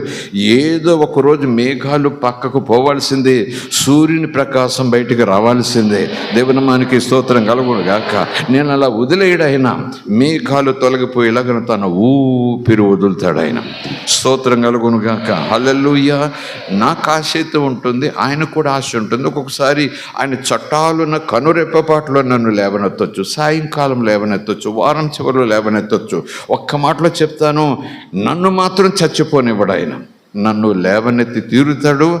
ఎవరైతే నన్ను అవమానపరిచారో వాళ్ళే నన్ను చూచి సిగ్గుపడేలాగున అంత ఉన్నతమైన స్థితిలో నన్ను కూర్చోబెట్టేస్తాడు ఆయన. Praise the Lord. హల్లెలూయా. కేవలము దేవుడు ఆస్వాదించి సరిపెట్టుకునేవాడు కాదు. కేవలము దేవుడు దీవించి సరిపెట్టుకోమ్మా, ఇంకా వాళ్ళ సంగతి ఎందుకు, వాళ్ళు ఎలాగన్నారు అలాగన్నారు, ఎందుకు నువ్వు అలాగుండు అనేవాడే కాదు. ఒక్కొక్కసారి దేవునికి ఎంత రోషం వస్తుందంటే, ఒకసారి దేవుడు ఎంత అతిశయపడతాడంటే, ప్రైజ్ ది లార్డ్. హల్లెలూయా. నవ్విన నాపచేనే పండుతుంది అనే సామెతకు చందంగా నిజానికి నువ్వు ఇంతే అడుక్కు తింటమే నీ బ్రతుకు. ఎప్పుడు ఇంతే, ఎప్పుడు ఇంతే. కన్న తల్లి అదే మాట అంటుంది, తోడబుట్టిన వాళ్ళు అదే మాట అంటారు, కట్టుకున్న భర్త కూడా అదే మాట అంటాడు, ఇరుగు పొరుగు అదే మాట అంటారు, సమాజం కూడా నేను వీధులు నడిచెళ్తుంటే చెవులు అలాగే అనుకుంటారు. ఇదేం బ్రతుకు, ఇది ఒక బ్రతికేనా అన్నట్టుగా విరక్తి వచ్చేస్తుంది. దేవుడు ఒక వాక్యం అంటుంది, ఎక్కడ ఏ సమాజంలో ఎక్కడ నువ్వు పడి చెడి అవమానాలు పొందావో అక్కడే నిన్ను రాణిగా నిలబెడతాను, అక్కడే నిన్ను రాజుగా చేస్తాను, అక్కడే నేను అంతస్తుల మీద కూర్చోబెడతాను. ఎవరిది ఒకప్పుడు ఎలాగ ఉండేవాడు ఎలాగ అనుకున్నాం కదా, ఇప్పుడు వాడే బాగున్నాడు, మనమే ఇలా చెడిపోయాం అనేలాగున్న దేవుడు నిన్ను పైకి తీసుకొస్తాడు. మామూలుగా కాదు, ఎవరు చూడలేనంత ఎత్తైన స్థితికి నేను తీసుకెళ్ళిపోతాడు. Praise the Lord. హల్లెలూయా. నీకు సంతోషంగా ఉంటాయి, నీకు ఆహ్లాదకరంగా ఉంటాయి. నిజమలా దేవుడు చేస్తాడు, ఖచ్చితంగా నాకు చేస్తాడు అన్నవారు చప్పట్లు కొడుతూ దేవుని స్తోత్రం చేస్తారు. Thank you Jesus. I love you Jesus. We love you Jesus. We praise you Jesus. నువ్వు దేవుడు, నువ్వు దేవుడు, నువ్వు దేవుడు, నువ్వు సత్య దేవుడు, మాట తప్పని దేవుడు, మహాదేవుడు, కనికర సంపన్నుడు. నిన్న కాదు ఈరోజు కూడా కార్యాలు చేస్తావు, ఈరోజు కూడా కార్యాలు చేస్తావు, ఎప్పుడు కార్యాలు చేస్తూనే ఉంటావు. నువ్వు దేవుడు యేసు. హల్లెలూయా. హల్లెలూయా. హల్లెలూయా. మొరను వింటాడు. వారి దుఃఖాలు నాకు తెలిసిపోతాయి. కొంతమందికి చెప్పుకుంటే పోతాయి అంటాం, చెప్పుకోవటానికి కూడా ఎవరుండరు కొంతమందికి. అవును కదండి. నీ కష్టాలు చెప్పుకుంటే పోతాయనుకున్నా వెతుక్కున్నా నీ ఇంట్లో వాళ్ళకే తీరిక ఉండదు, నీ ఇంట్లో వాళ్ళకే ఆ ఓపిక ఉండదు. నీ ఇంట్లో వాళ్ళే ఎప్పుడు చూసినా ఇదే సోదా చెప్పేవాళ్ళే అంటూ దులిపేసుకుని పోయే పరిస్థితి రావచ్చు. హల్లెలూయా. దేవునికి స్తోత్రం. నీ మొర వినటమే కాదు, నీ కష్టాల తీవ్రతను కూడా ఆయన పట్టించుకుంటాడు, తీవ్రతను కూడా ఆయన పట్టించుకుంటాడు. స్తోత్రం కలుగును గాక. ఏం చేస్తాడు అప్పుడు? ఆమె తల రాశాను, సహాయం చేద్దామనే ఉంది, మరి నేను రాసిన తలరాత మళ్ళీ నేను ఎలా కొట్టేసుకుంటాను? తప్పదు, వాకిట్లో కూర్చుంటా. ఆ కర్మంతా పోయాక అప్పుడు నేను వెళ్ళి అమ్మ లే పైకి అని అప్పుడు లేవనెత్తుతా అనే లోకాలను మేము దేవుళ్ళమని చెప్పుకుంటూ లోకాలనంతటినీ కూడా చీకట్లోకి లాగేస్తున్న దేవుళ్ళు కానీ వాళ్ళ యొక్క మాటలు అలా ఉంటాయేమో. నీ కర్మ అనుభవించు, కర్మ పరిపక్వం అయిన తర్వాత నువ్వు బయటకు వస్తావు, నేను బయటకు తీస్తా. ఎవరండి చెప్పేది అది? పడిన వాడిని లేవనెత్తేదే ప్రేమ. అంతా అయిపోయాక, ఏమండి ఇల్లు కాలిపోయాక, ఒళ్ళు కాలిపోయాక, బ్రతుకు బుగ్గైపోయాక, జీవితం పతనం అయిపోయాక, కాటికి పోవటానికి మనిషి మంచం మీద మూలుగుతుండగా అప్పుడు వచ్చి నీకు బంగారం ఇస్తానంటాడు ఆయన, అప్పుడు వచ్చి నీకు వెండి ఇస్తానంటాడు ఆయన, అప్పుడు వచ్చి నీకు ఏదో ఇస్తానంటాడు ఆయన.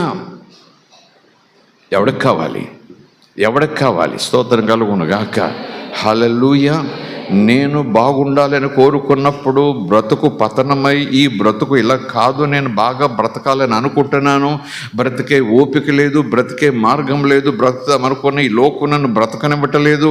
ఒకవేళ దేవుడు అనేవాడు ఉంటే నాకు ఒక అవకాశం ఇస్తే మంచిగా బ్రతకాలని అనుకుంటున్నాను అని చిన్న మూలుగు నీ గుండె లోతుల్లో నుంచి వచ్చిందనుకోండి, ఈ దేవుడు నేను పట్టుకుంటాడు, నేను పట్టుకుంటాడు. ప్రైజ్ అలాడ హల్లెలూయా. నువ్వు బ్రతకటం కాదు, 10 మందిని బ్రతికిస్తావు. బ్రతకటం అంటే ఏంటో ఎలాగో నువ్వు బ్రతికి మరీ చూపిస్తావు. ఆ స్థాయికి దేవుడిని తీసుకొచ్చేస్తాడు, ఆ స్థితికి దేవుడిని నిలబెడతాడు. కనుక ఏదో వచ్చాను, ప్రార్థన చేశాను, బైబిల్ చదువుకున్నాను, ఉపవాసమున్నాను, హల్లెలూయా అన్నాను, ఆమేన్ అన్నారు, దైవజనులు ప్రార్థన చేశారు, వెళ్ళిపోయారు, మళ్ళీ రేపు మధ్యాహ్నం వస్తాను. నో నో నో నో, అంత యాంత్రికంగా చెయ్యొద్దు. ఈ సేవ, ఈ భక్తి రోజు ఆయన నీతో ఉంటాడు, నీలో ఉంటాడు, నీ కూడా ఉంటాడు, చూస్తాడు, వింటాడు, నీ గురించి అంతా తెలుసుకుంటాడు, ఎక్కడికక్కడ నేను సెట్ చేస్తూ వస్తాడు ఆయన. స్తోత్రం కలుగును గాక. హల్లెలూయా. నిన్ను ఏదో చేయాలని తీరిక లేకుండా ఆయన నీ పనిలోనే ఉన్నాడు. నిన్ను ఏదో చేయాలని, ఏదో స్థాయికి నేను తీసుకురావాలని 24 గంటలు అన్నట్టుగా, 24 గంటలు అన్నట్టుగా ఆయన తీరిక లేకుండా నీ గురించి ఆలోచన చేస్తున్నాడు. ఆయన గురించి ఆలోచించేయటానికి నీకు తీరిక ఉండొద్దా? ఆయన కాళ్ళ దగ్గర కూర్చోటానికి తీరిక ఉండొద్దా? ఆయన మాటలు ధ్యానం చేయటానికి తీరిక ఉండొద్దా? కాసేపు కుదురుగా సాయంకాలం పూట అలాగ నరుగు మీద స్తంభాన్ని జారబడి నీ దేవుడి ప్రేమ, నీ దేవుని కనికరం, నీ దేవుని గొప్పతనం, దేవుడు చేసిన మేలులు వారికి నీకు గతంలో అవన్నీ పోగేసుకుని సమకూర్చుకుని ధైర్యం తెచ్చుకోవడానికి ఆ ప్రార్థన అనే అభ్యాసం నీకు చేయటానికి తీరికుండదు. వాక్యం చదవడానికి తీరికుండదు. ఆ దేవుని గురించి ఆలోచించడానికి తీరికుండదు. కానీ లేఖనం చెప్తుంది, నీ గురించి ఆయన తీరిక లేకుండా ఆలోచన చేస్తున్నాడు. స్తోత్రం కలుగును గాక. హల్లెలూయా. తీరిక లేకుండా అని దానికి సరైన మాట ఎక్కడ దొరుకుతుందంటే, అలాంటి మాట దొరకకపోవచ్చు, అలాంటి తాత్పర్యం ఉండే మాట నేను చెప్పలేకపోవచ్చు, కానీ కృప వెంబడి కృప చూపేవాడు. 24 గంటలు అని అర్థం. కృప కృప కృప అయిపోయింది. కృప వెంబడి కృప, కృప వెంబడి కృప, కృప వెంబడి కృప సప్లై అవుతూనే ఉంటుంది. అంటే 24 గంటలు ఈ కృప నిన్ను వెన్నంటూ వస్తూనే ఉంటుంది. కృప అంటేనే యేసయ్య, కృప అంటేనే దేవుని ప్రేమ. కృప వెంబడి కృప అంటే నేను బలపరచడానికి, నేను స్థిరపరచడానికి, నీకు ధైర్యం చెప్పడానికి, నీకు కన్నీరు తొడవడానికి, నీలో ఉన్న భయాలన్నీ తొలగించడానికి కృప వెంబడి కృప అంతగా అరేంజ్మెంట్స్ ఆయన చేస్తూ ఉంటే, మరి నీకు నాకు ఆయన దండం పెట్టడానికి తీరిక లేదు, ఆయన స్తోత్రం చెప్పడానికి తీరిక లేదు, చేతులు ఎత్తడానికి ఇబ్బంది పడిపోతాం, మోకాళ్ళు ఎట్టడానికి ఇబ్బంది పడిపోతాం, హల్లెలూయా చెప్పడానికి ఇబ్బంది పడిపోతాం, నా యేసు ఎంత గొప్ప కార్యం చేశాడంటే అని యూదుల వాళ్ళకి చెప్పడానికి ఇబ్బంది పడిపోతాం. ఎప్పుడో చిన్నప్పుడు అత్తగారు పెట్టిన సారి మాత్రం బీరు వాళ్ళు పెట్టుకుని ఎవరైనా వస్తే చాలా పైది తెలుసా మీకు, ఇది తెలుసా మీకు, ఎవరిచ్చారంటే, ఎప్పుడు ఇచ్చారంటే, ఎందుకు ఇచ్చారంటే అని వచ్చిన వాళ్ళందరికీ కూడా లిస్టు పెట్టి మరీ చెప్తాం. ఏమో లోకో రీతి అది వాళ్ళకి సంతోషం. కానీ ప్రభు పిల్లలు ఎవరైనా ఇంట్లోకి వచ్చారంటే, ప్రభుని ఎరుగున వారు వచ్చారంటే, ఇంకా ప్రభు అంటే ఆసక్తి చూపించి అలవాటుతో వచ్చారంటే, నువ్వు నేను ఇంట్లో వస్తువులు చూపించొద్దు, నీలో నాలో ఉన్న యేసయ్యని చూపిద్దాం. ప్రైజ్ అలాడ్ హల్లెలూయా. అవి చూపించడం కన్నా ముందు మనలో ఉన్న యేసయ్యని చూపిద్దాం. యేసయ్య అంటే అదొక రూపం కాదు కదండి. యేసయ్యని చూపించాలనుకున్న ఎలా చూపించాలంటే, నీలో వాక్యం ఉంది, నీలో వాక్యం ఉంది, నీలో ఆయన మాట ఉంది, నీలో ఆయన వాగ్దానం ఉంది. ఆయనను బయటికి తీ, ఆ వాక్యాన్ని చూపించు, ఆ వాక్యం ముందు చెప్పు, వాళ్ళని వాక్యం పట్టుకుంటుంది, ఆ వాక్యాన్ని వాళ్ళు పట్టుకుంటారు, జీవితాలు మారిపోతాయి. ప్రైజ్ అలాడ్ హల్లెలూయా. దేవుని మనకి స్తోత్రం. ఒక చోట కృతజ్ఞత కూటం హౌస్ మీటింగ్కి వెళ్ళాను. ఒక పట్టణానికి 15 మంది వచ్చారు. హడావిడిగా ఎవరో పెట్టుకున్నారు, చాలా దూరం ప్రయాణంలో ఉన్నాను. అలా ఆగి ఆ ట్రైన్ ఎక్కి సాయంకాలం బస్సు ఎక్కడానికి మధ్యలో 2 గంటల గ్యాప్ ఉంది. ఒకసారి ఇలాగొచ్చి చిన్న ప్రార్థన చేసి కొంచెం దేవుని మాటలు చెప్పి వెళ్ళండి అన్నారు. అలా వెళ్ళాను. 2-3 ఆడవారు, 1-2 కపుల్స్. చిన్న ప్రార్థన చేశాను, కొద్ది మాటలు చెప్పాను. ప్రార్థన చేయించుకోవటానికి ముందుకు వస్తున్నారు, ప్రార్థన చేస్తున్నాను. ఆ సమయంలో చివరి టైంలో ఒక కపుల్ వచ్చారు, చివరిలో వచ్చారు, హడావిడిగా వచ్చారు, చెమటలు పట్టి వచ్చారు. సమాచారం మంది వచ్చారేమో, ప్రయాణానికి ఆలస్యమైందేమో అనుకున్నా, కానీ మొత్తానికి వచ్చారు. వాళ్ళు కూడా చివరి మాటలు విన్నారు. విన్న తర్వాత వాళ్ళకు ప్రార్థన చేయమని ముందుకు వచ్చారు. విషయాలు ఏం చెప్పలేదు, ప్రార్థన చేయమని ముందుకు వచ్చారు. దేవుడు నాలో నుంచి మాట్లాడారు. వెళ్ళిపోయారు. ధైర్యం తెచ్చుకున్నారు, ఏడ్ చేశారు, వెళ్ళిపోయారు. వెళ్ళిపోయిన తర్వాత వారికన్నా ముందు ఆ ప్రార్థన ఎవరైతే రండి కొంచెం మాటలు చెప్పాలంటే కొంతమందిని పిలుస్తానన్న వ్యక్తి నాకు ఫోన్ చేశారు. 2 రోజుల్లోనే ఫోన్ చేశారు. ఏం జరిగిందంటేనండి అన్నారు. ఏం జరిగింది బాబు అన్నారు. ఆ చివరిలో వచ్చారు చూసారా? అవును. ఏమైంది అన్నాను. నిజానికి వాళ్ళు చాలా ఆఫీసులో పనిచేస్తున్నారు, ఆదాయం చూసుకున్నారు, ఆదాయాన్ని బట్టి ఎక్కువగా ఇన్వెస్ట్ చేశారు, అప్పులు పాలైపోయారు. 5 సంవత్సరాల నుంచి 2 ఉద్యోగాలు చేస్తున్నారు, ఒక్కొక్కరికి చాలా విస్తారంగా ఆదాయం వస్తుంది. అయినా అప్పుల తీవ్రత ఎంత అయిపోయిందంటే ఎక్కడ పైకొచ్చే స్థితే లేదు. పిల్లలిద్దరూ చిన్నోళ్ళు. చివరికి 2 కలిసి ఉద్యోగాలు ఇంకా ఉన్నాయి, లక్షల ఆదాయం. అయినా 2 నిర్ణయం తీసుకున్నారట. నిర్ణయం తీసుకుని విషం, చాలా స్ట్రాంగ్ విషం తీసుకుని బాత్రూంలో పెట్టుకున్నారు. రేపే మన ఇష్టమైన వాళ్ళందరికీ ఫోన్ చేసి చచ్చిపోతామని చెప్పరు, బాగున్నారా, జాగ్రత్త, బాగున్నారా, ఏం చేస్తున్నారు అని పలకరించేసి రేపు సాయంకాలం 2 అనుకున్నారు, రేపు సాయంకాలం ఆఫీస్ నుంచి రాగానే పిల్లల్ని ఎక్కడికన్నా పంపించి ఆడుకుంటారా బాబు అని, మనం 2 ఈ విషయం తిని చచ్చిపోదాం, ఇంకా ఊపిరి లేదు, ఇంకా ఈ అప్పులు మనల్ని బతకనివ్వం అన్నట్టుగా డిసిషన్కి వచ్చేసారట. కొనుక్కుని బాత్రూంలో పెట్టుకున్నారట. ఆ ఉదయం ఈయన ఫోన్ చేశారు, ప్రార్థన జరుగుతుంది, వాక్యం తిరిగినాడని. కొంచెం విశ్వాసం, వాళ్ళ ప్రభు అంటే విశ్వాసం ఉంది కనుక వాళ్ళు వచ్చారు. అలాగే చూస్తామన్నారు. ఎందుకంటే ఆ సాయంకాలమే చచ్చిపోతారు వాళ్ళు. డిసిషన్ తీసేసుకున్నారు. ఇంక ఇన్విటేషన్లు, ప్రార్థనలు, మధ్యాహ్నం ఏం భోంచేయాలి, సాయంకాలం ఏం కట్టుకోవాలి, ఇంక లేదు వాళ్ళ మనసులో. వీఆర్ గోయింగ్ కనుక అసలు అనుకోలేదట. కానీ చివరికి 3:30, 4 ఆ సమయానికి సరేలే 2-3 సార్లు ఫోన్ చేశాడు కదా బాబు, బ్రతిమలాడాడు కదా, సరే కాసేపు కూర్చునొద్దాం, ఎలాగ చచ్చిపోతున్నాం కదా, కాసేపు కూర్చునొద్దాం అని హడావిడిగా వచ్చారు. హడావిడిగానే కూర్చున్నారు. అదే ఆయన తృప్తి కోసం వచ్చారు. ఎలాగ పోతున్నాం కదా, ఇన్నిసార్లు పిలిచాను రాలేదు అనుకుంటాడేమో అంటూ వెళ్ళారు. మళ్ళీ ఎప్పుడు పోదామా, ఇంకో 2-3 గంటల్లో అయిపోతాం అంటూ కూర్చున్నారు. వాళ్ళు ఇంటికి వెళ్ళగానే ఆ విషయం తీసి ఆ టాయిలెట్ సింక్లో వేసేసి ఫ్లష్ కొట్టేశారట. స్తోత్రం కలుగునుగా. ప్రైజ్ ది లార్డ్, హల్లెలూయా, దేవుని మనకి స్తోత్రం. ఫ్లష్ కొట్టేసి మర్నాడు ఈయన ఫోన్ చేశారట. దేవుడు మాతో మాట్లాడాడు, మామూలుగా మాట్లాడలేదు. ఎంత ధైర్యం వచ్చేసిందో మాకు అన్నారట వాళ్ళు. నిజానికి మీకు తెలియదు కానీ బ్రదరు, మేము ఇలాగ అనుకుని అంతా రెడీ చేసుకుని ఉంచుకున్నాం, ఏర్పాట్లన్నీ చేసుకుని ఉంచుకున్నాం ఎవరికీ తెలియకుండా. నిజానికి ఆ రోజు దేవుడు మాట్లాడి ఉండకపోతే ఆ రాత్రి మేము చచ్చిపోయేవాళ్ళం. మన్నాడికి నీకు న్యూస్ వచ్చేది, పలానా వాళ్ళిద్దరూ ఆత్మహత్య చేసుకున్నారు అని మా ఫ్లాట్లో ఉండేవాళ్ళు నీకు ఫోన్ చేసి ఉండేవారు. కానీ 2 రోజుల తర్వాత ఈరోజు మేము నీకు ఫోన్ చేస్తున్నామంటే ఆశ్చర్యం. దేవుడు మాట్లాడాడు. దేవుని మాట ఆ వ్యక్తి ద్వారా మేము విన్నాం, అది నమ్మాం, మా గుండె లోపలికి వెళ్ళిపోయింది. ఎంత సాహసం చేసామంటే చచ్చిపోవటానికి కూడా తెగించాం, ఇప్పుడు బ్రతకటానికి తెగించాం. ఎందుకంటే దేవుడు మాకున్నాడు. ప్రైజ్ ది లార్డ్, హల్లెలూయా, దేవునికి స్తోత్రం, హల్లెలూయా. ఈ మధ్యాహ్నం చివరి ఘడిలోకి వస్తూ చెప్తున్నాను, భయపడకు, దిగులు పడకు, కృంగిపోకు. చచ్చిపోవటానికి తెగిస్తున్నావు, ఊరుదిలిపోవటానికి తెగిస్తున్నావు, ఏదో చేసేసుకోవటానికి తెగిస్తున్నావు, ఏదో అయిపోవటానికి కూడా నువ్వు ధైర్యం తెచ్చేసుకుని ఎవరికి కావాలి జీవితం అన్నట్టుగా బ్రతుకుతున్నావు. ఈరోజు నువ్వు ధైర్యం తెచ్చుకోవాలి, తెగించాలి. ఏసై చేయి పట్టుకుంటే నన్ను మామూలుగా ఉంచడాన్ని పైకి తీసుకొస్తాడు. ఈ పరిశుద్ధ గ్రంథం నిండా లక్షలాది సాక్ష్యాలు ఉన్నాయి, కోట్లాది సాక్ష్యాలు ఉన్నాయి. దేవుని నమ్ముకుని చెడిపోయిన వాడు ఒక్కడు లేడు పరిశుద్ధ గ్రంథంలో. ప్రైజ్ ది లార్డ్, హల్లెలూయా, దేవుని మనకి స్తోత్రం.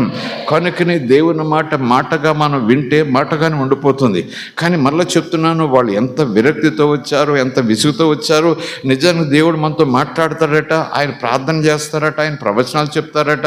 ఆయన బ్రదర్ అన్నా సరే, వీళ్ళు ఏ డిసిషన్కి వచ్చారో చెప్పండి, ప్రవచనాల, ప్రార్థన, దర్శనాల, వీ డోంట్ కేర్.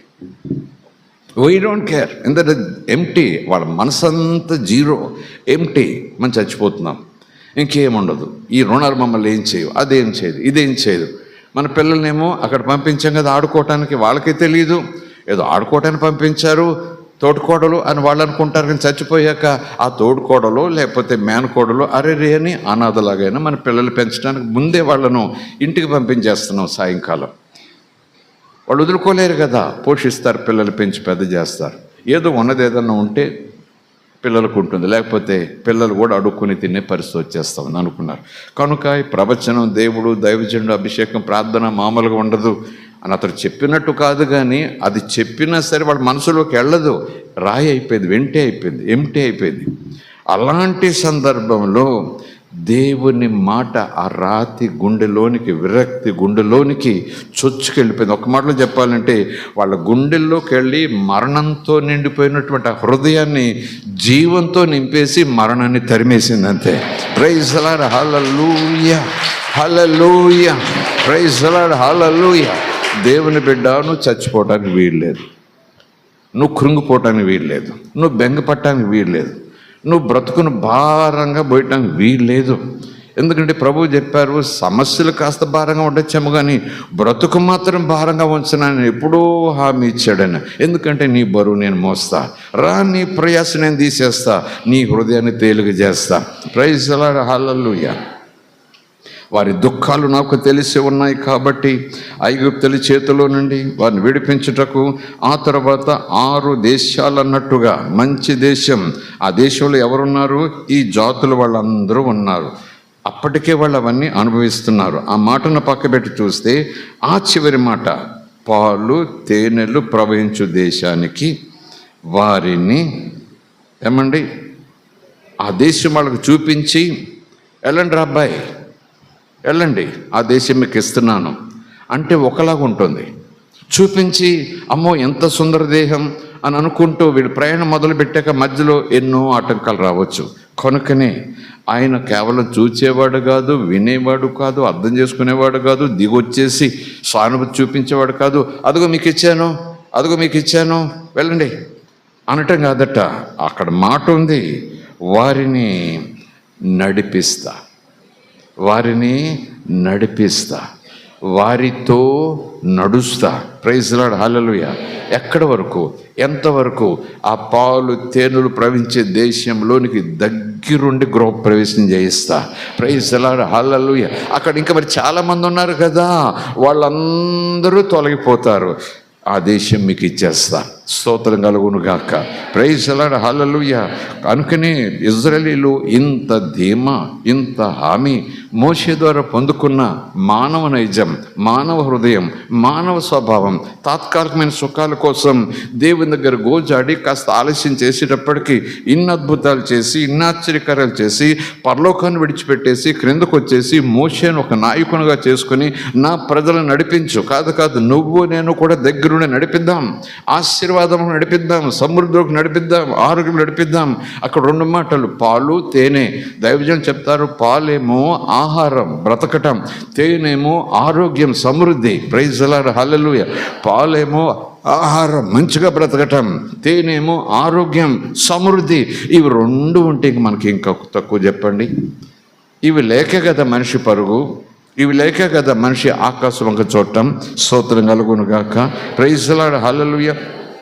ఇంత హామీ ఇచ్చి, ఇంత ధీమా ఇచ్చి, ఆ తర్వాత ఎన్నెన్ని అద్భుతాలు చేశాడు. దాదాపు 8, 9, 10 లెక్కల్లోకి వస్తాయి. అవన్నీ చేశాడు. ఇజ్రాయెల్కి ఏం అవ్వట్లేదు, ఐగుప్తులు మాత్రం అందరికీ అన్నీ జరుగుతున్నాయి. ఇజ్రాయెల్ మాత్రం చాలా బాగా క్షేమంగా ఉంటున్నారు. ఇజ్రాయెల్కి ఇంకా కలగనినట్టుగా ఉంది. ఓహో, ఈ దేవుడా, ఇంత దేవుడా, మోషే గారు చెప్తుంటే ఆ దేవుడా, అవునా, అలాగన్నాడా అని అనుకుంటున్నారేమో. ఒక్కొక్క అద్భుతం ఐగుప్తు దేశంలో వాళ్ళు చేస్తూ ఉంటే ఇజ్రాయెల్ ఆశ్చర్యపోతున్నారు. ఇంత శక్తి ఉందా, ఇంత బలం ఉందా? ఇంకా చివరికి ఎర్ర సముద్రం 2 పాయలు చేసి వాళ్ళ కళ్ళ ముందు ఆశ్చర్యాన్ని అందరికీ చూపించాడు. స్తోత్రం కలుగును గాక. ఆ తర్వాత వాళ్ళు ఒడ్డెక్కేశారు, చప్పట్లు కొట్టారు, తాళాలు కొట్టారు, వెనకాల ఐగుప్తు సైన్యాలని మన కళ్ళ ముందే ముంచేశాడు. మనల్ని మాత్రం 6 నెలల మీద నడిచాడు, పైకి తీసుకెళ్ళిపోయాడు. ఆహా దేవుడు, ఓహో దేవుడు అని మిరియం దగ్గర నుంచి అందరూ కూడా చప్పట్లు కొట్టి, తంబురాలు కొట్టి ఒక స్తుతి కూటం పాడేశారు. ఇందాక మనం పాడినట్టుగా హల్లెలూయా స్తుతి మామ అనుకుంటాం. ఆ 24 గంటల్లోనే కాస్త దాహమైంది. నీటి దగ్గర పరిగెడితే చేదుగా ఉంది. మామూలు చేదు కాదు, చచ్చిపోయేంత చేదుగా ఉంది. వెంటనే మొదలెట్టారు. 24 గంటలు, మేబీ 48 గంటలు, మేబీ 72 అవర్స్ మారా అనుభవం ఎదురైంది. మారా అనుభవం అంటే నీటి దగ్గరికి కాస్త ఇబ్బంది అయింది. మళ్ళన్నమాట అక్కడ వచ్చిన ముందు మోషే మీద తిరుగుబాటు చేశారట. చంపడానికి తీసుకొచ్చావా నువ్వు నీ దేవుడు ఎందుకు అని చకచక నేస్తున్నారు వాళ్ళు. అందరూ కాదు, కొందరు అంటే కొందరు కాదు, ఎక్కువ శాతం. స్తోత్రం కలుగును గాక. చాలామంది అనేస్తున్నారు. ఆ 9 అద్భుతాలు ఏమైపోయాయి? నిన్నగాక మన ఎర్ర సముద్రం తెరుచుకోవటం ఏమైపోయింది? మీరు చూడలేదా? ఆకాశం వైపు చూశారు, మీ కళ్ళ ముందే శత్రువులు నాశనం అయిపోయారు, కొట్టుకుపోయారు. బలమైన గుర్రాలు కొట్టుకుపోయాయి, బలమైన రథాలు కొట్టుకుపోయారు, బలమైన యోధులు కొట్టుకుపోయారు. మీ కళ్ళ ముందు నాశనం అయిపోయారు, కనపడకుండా పోయారు. ఆహా అని గుండెల మీద చేతులు వేసుకుని బ్రతికిచ్చాను. కానీ ఒడ్డెక్కిన 24 గంటల్లో కాస్త ఇబ్బంది వచ్చింది. చచ్చిపోయాం. దేవుడు నువ్వు మమ్మల్ని చంపడానికి తీసుకొచ్చారు. ఏం తాగమంటావు, ఏం తినమంటావు అని ఒకటే రోదన. ఎనీవే, ఇక ఎక్కువ మాట్లాడు. కానీ ఇజ్రాయేల్ అంటే దేవుని ప్రజలు. మనం కూడా శరీరం కదండి, వాళ్ళు కూడా ఇజ్రాయేల్ అంత మాట ఎందుకన్నారండి బాబు? అన్న అద్భుతాలు చూసాక, నా ఆశ్చర్యకారాలు చూసాక, అలాగున్న దేవుడు ఒక చిన్న బిడ్డను అమ్మ నన్ను చేయబట్టి నడిపించినట్టుగా ఇంత అద్భుతంగా నిజంగా మేమే ఆ రోజు ఆ ప్రజల్లో ఉంటే, మీరు నేను ప్రార్థన కేంద్రం ఈరోజు మీటింగ్కి వచ్చి మేము ఆ రోజుల్లో పుట్టుంటే మేము అలా చేసేవాళ్ళం కాదు. దేవా యెహోవా స్తోత్రమని ఇక్కడో డప్పు కొట్టి అక్కడో క్యాషియో వాయించి చప్పట్లు కొట్టేవాళ్ళం, హల్లెలూయా స్తుతి మహిమంటూ. వాళ్ళేంటండి బుద్ధిహీనులుగా అని ఇక్కడ మనం అనుకుంటాం. కానీ అమ్మా అయ్యా, శరీరం నువ్వు నేను అక్కడున్నా కొంతకాలం తట్టుకుంటాం. కానీ ఏం దేవుడు, ఏం ప్రార్థన, ఏం చర్చో, ఏం వాక్యమో, ఏం సాక్ష్యమో, ఏం ఆరాధన, ఏం ఉపవాసకోటాలు, ఏం స్తుతి ఆరాధన, ఏంటమ్మా ఏంటి ఇంట్లో ఇలాగ అయిపోతామంటే ఏంటి? అన్యులంటే అనుకోవచ్చేమో, కానీ మనకు అలాంటి మనసు వచ్చిందనుకోండి, దాదాపు వీళ్ళకు బుల్లి తమ్ముళ్ళు. అందుకే దేవుడు అంటాడు, వాళ్ళేదో అలాగన్నారు, తెలియకన్నారని కూడా దేవుడు చాలా సందర్భాల్లో కోప్పడినట్టుగా ఉంది. కానీ ఈరోజు నేను చెప్తున్నాను, ఆ రోజు అబ్రహామును సంధిస్తూ దేవుడి దిగొచ్చాడు. నోవహు కాలంలో దేవుడి దిగొచ్చాడు. 6వ అధ్యాయంలో లోతును అబ్రహాం యొక్క ప్రార్థనను బట్టి ఆ సొదొమ గొమొర్రా నుంచి విడిపించడానికి దేవుడి దిగొచ్చాడు. స్తోత్రం కలుగును గాక. ఇశ్రాయేలును బాధల నుంచి, కష్టాల నుంచి విడిపించడానికి దేవుడి దిగొచ్చాడు. అక్కడ అబ్రహాము కుటుంబం దేవుడికి కావాలి, నోవహు కుటుంబం దేవుడికి కావాలి, లోతు కుటుంబం దేవునికి కావాలి. ఇక్కడ ఇశ్రాయేలీయులు ఒక జాతి, ఒక గోత్రం, వాళ్ళ కోసం దేవుడి దిగొచ్చాడు. కానీ యేసయ్య 2024 సంవత్సరాల క్రితం ఒక గోత్రం కోసం కాదు, ఒక కుటుంబం కోసం కాదు, ఒక వ్యక్తి కోసం కాదు, మనందరి కోసం ఆయన దిగొచ్చాడు. ప్రైజ్ ది లార్డ్, హల్లెలూయా. మనందరి కోసం ఆయన దిగొచ్చాడు. ప్రైజ్ ది లార్డ్, హల్లెలూయా. అంతకుముందు దేవుడి దిగొచ్చి అయితే ఇలాగ ఆశీర్వదించేవాడు. నువ్వు దేవుడు ఏంటి నోటితో అనకపోయినా ఇదేం దేవుడు నడిపింపని దేవుని చెవులో పడేలాగా వాళ్ళు అంటుంటే దేవుడు ఒక ముట్టకాయ వేసేవాడు. వాళ్ళకి ఒక ముట్టకాయ వేసేవాడు. విలవిల్లాడిపోయేవారు అంతే. అయ్యో దేవుడు తప్పు మాట్లాడు, మర్చిపోయావు నువ్వు చేసిన మేలులు, మర్చిపోయావు నువ్వు తప్పించిన కీడులు, మర్చిపోయావు నువ్వు మాకు ఇచ్చిన విడుదలు, మర్చిపోయావు నువ్వు మాకు ఇచ్చిన స్వస్థతలు.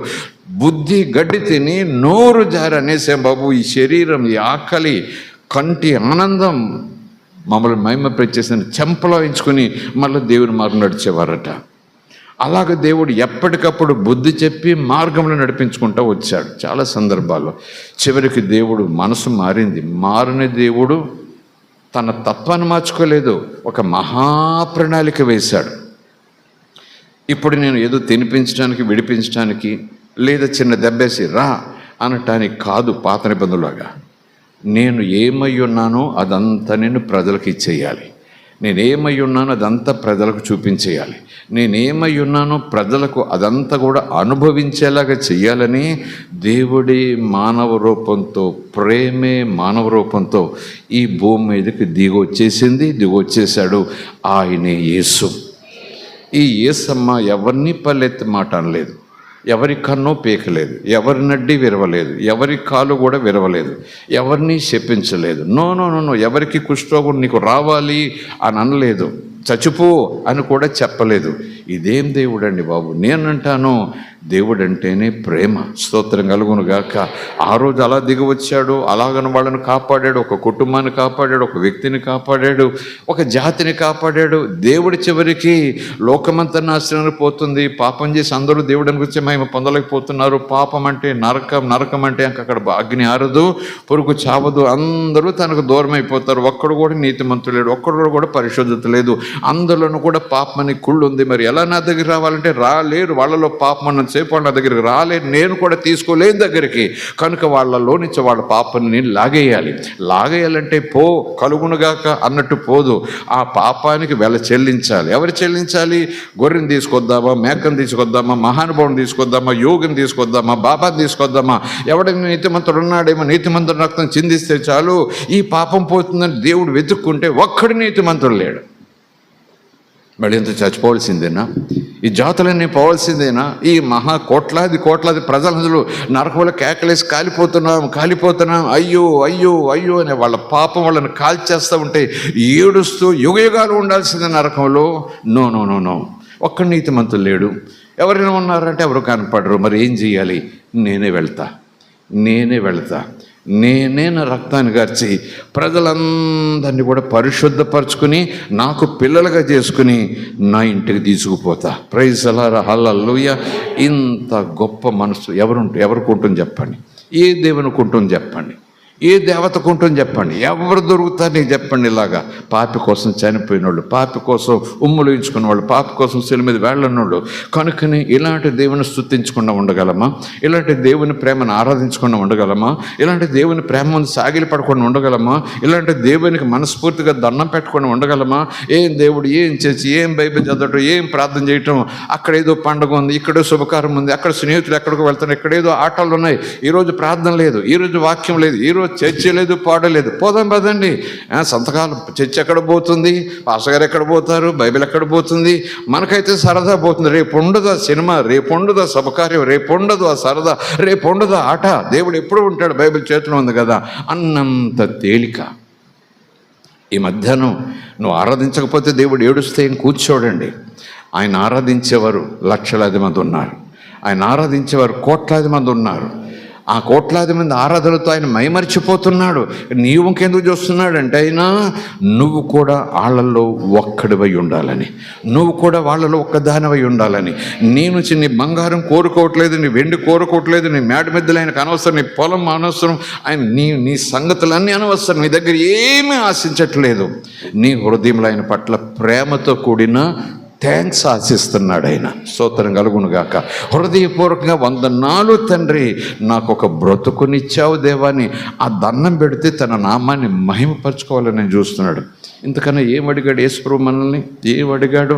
అడిగినవన్నీ ఇచ్చేవాడు. ఈరోజు నిన్ను ఏమడుగుతున్నాడు? స్తుతించండి, ఆరాధించండి, నన్ను మహిమపరచండి, నా దగ్గరికి రండి, నేను ఎంత ప్రేమతో ఉన్నాను. ఈ మాటలు అందరికీ చెప్పండి. వాళ్ళందరూ నరక యాతన పడబోతున్నారు, వ్యాధులతో చిక్కి శల్యమవుతున్నారు. నా మాట చెప్పండి, వాళ్ళు వింటారు, నమ్ముతారు, వాళ్ళని నేను బాగు చేస్తాను. ఎందుకంటే విశ్వాసం బాగు చేస్తుంది, నమ్మిక బాగు చేస్తుంది. కనుక ప్రియమైన సంఘమా, ఎరిగిన వారా ఎప్పుడో నమ్ముకున్నామంటూ పలచగా ఏదంటే మజ్జిగ పలచబడినట్టుగా భక్తి చేస్తున్నామా? మజ్జిగ పలచబడినట్టుగా వాక్యం చదువుతున్నామా? మగ్గి పలచబడినట్టుగా ప్రార్థన చేసుకున్నామా? తీరుకుంటే, ఓపుకుంటే, ఇష్టమైతే, మూడ్ ఉంటే, అవకాశం ఉంటే, పండగలు ఏమీ లేకపోతే అప్పుడు చర్చకొద్దాం, పండగలు ఉంటే చూద్దాం, అతిథులు వస్తే, చుట్టాలు వస్తే తర్వాత చూద్దాం. వాళ్ళు మళ్ళా వస్తారా? ఏసు ఎప్పుడు పడితే అప్పుడు పాలు కాపలా గుమ్మం దగ్గర ఉంటాడు. అంతే కదండి. ఈ మాట అంటున్నందుకు దేవుడు నన్ను క్షమించునుగాక. కొంతమంది తత్వం అలాంటిది. ఎక్కడ పోతాడు యేసు? విడువని అన్నాడు కదా, ఎక్కడ పోతాడు? ఏ మొహం పెట్టుకుని పోతాడు? అంత ధీమా విశ్వాసులకు. అయ్యయ్యో యేసుని ఎంత దించేస్తున్నావు నువ్వు నేను. Praise the Lord, hallelujah. దేవుని నామానికి స్తోత్రం, హల్లెలూయా. యేసయ్య నా ఇంటికి వచ్చాడు, ఆయనతో నేను మాట్లాడుకుంటున్నాను, ఆయన నాతో మాట్లాడుతున్నాడు. ఓ బంధువులారా, స్నేహితులారా, రేపు కలుసుకుందాం, మళ్ళీ కలుసుకుందాం అని తలుపేయగలమా? మనం వేయగలమా? వేయలేం. లోకంలో ఉన్నాం కదండి. అంచేత యేసయ్యని పెరట్లోంచి అలా పంపించేద్దాం. యేసయ్య చుట్టాలు వస్తున్నారు, నువ్వు ఇంట్లో ఉంటే మళ్ళీ నేను ఏదో అయిపోయినా, ఏదో పూజ చేసుకున్నాను, ఎందులోకి దిగిపోయినని నా గురించి అదోలా చూస్తారు కనుక కొంచెం అలా సర్దుకో యేసయ్య, అలా కొంచెం బయటికి సర్దుకో. ఇక్కడే ఉండి వెళ్ళిపోకు, వాళ్ళు వెళ్ళిపోగానే మళ్ళీ వచ్చాయి, నువ్వు నేను మాట్లాడుకుందాం. Okay, praise the Lord. తెలివి, అతి తెలివి. స్తోత్రం కలుగును గాక. ఎవరెక్కువను తేల్చుకోవాలి, ఎవరిని పొగడటం నీకు అవసరమో తేల్చుకోవాలి, ఎవరిని ఘనపరచంలో ఉన్నావో తేల్చుకోవాలి. ఎవరు నీకు జీవితం ఇచ్చారో ఒకసారి చూడు. బంధువులు ఇచ్చారు నీకు జీవితం, స్నేహితులు ఇచ్చారు నీకు జీవితం, నీ కులం ఇచ్చిందా నీకు జీవితం, నీ ధనం ఇచ్చిందా నీకు జీవితం. సాక్షాత్తు మహాదేవుడు నీ బ్రతుకుని స్థాయికి తీసుకొచ్చాడు. ఇక్కడికే కాదు, నేను వదిలిపెట్టినట్టు ఎప్పుడు దాకా వదిలిపెట్టవయ్యా బాబు అంటే, నా మహిమలో నువ్వు నేను కలిసి ఉండాలి, అంతవరకు నేను నిన్ను వదిలిపెట్టను అంటున్నాడు ఆయన. Praise the Lord. Hallelujah, hallelujah. కనుక ఈ మధ్యాహ్నం నిర్ణయం తీసుకుందాం, నువ్వు నేను ఎప్పుడు స్తుతిద్దాం. కష్టాలు వచ్చినప్పుడు ఎప్పుడు స్తుతిద్దాం, ప్రోగ్రామ్ ఎప్పుడు స్తుతిద్దాం, చుట్టాలు వచ్చినప్పుడు స్తుతి కుదరదు, బంధువులు వచ్చినప్పుడు స్తుతి కుదరదు, అక్కడ ఆటలు పాటలు అవుతున్నప్పుడు స్తుతి కుదరదు. దేవుడు అంటాడు, ఇదేం భక్తి, ఇదేం ప్రేమ, ఇదేం విశ్వాసం. ప్రియుని కోసం ప్రియురాలు వాకిలి చూసేటట్టుగా ఉండాలి నీ ప్రేమ. ప్రియుని కోసం ప్రియురాలు వాకిలి చూసి చప్పుడైతే చాలు, వచ్చాడేమో అని గుమ్మం దగ్గర పరిగెత్తే విధానం. చప్పుడు అవుతుంది, వచ్చేసాడేమో అంటూ కిటికీ తలుపులు తీసి, చప్పుడు అవుతుంది, ఆయనలాగే ఉంది చప్పుడు అంటూ పరుగు ఎక్కడెక్కడ వదిలేసి వీధి గుమ్మం దగ్గరికి వచ్చేసి, అయ్యే ఆయన కదా అంటూ మళ్ళీ వంట చేసుకోవటం. అంత ప్రేమ నీ నుంచి కోరుతున్నాడు, అంత నిరీక్షణ నీ నుంచి కోరుతున్నాడు, అంత ఎదురుచూపు నీ ఆత్మకు నా ఆత్మకు ఉండాలి. ఇప్పుడు నిర్ణయం నీది నాది. లేదు, నా పెరటకు ముందు దగ్గర ఇంకో ప్రియుడు ఉన్నాడు, ముందుకు ముందు దగ్గర వేస్తున్నాడు అంటే అంతే. స్తోత్రం కలుగును గాక. పెరట దగ్గర ఉండే ప్రియుడు ఎవరు? లోకం, లోకాశం. ఎదురుగా ఉండేవాడు ఎవరు? పరలోకం, పరలోకపు ఆనందం. వెనక్కి కావాలా, ముందు కావాలా?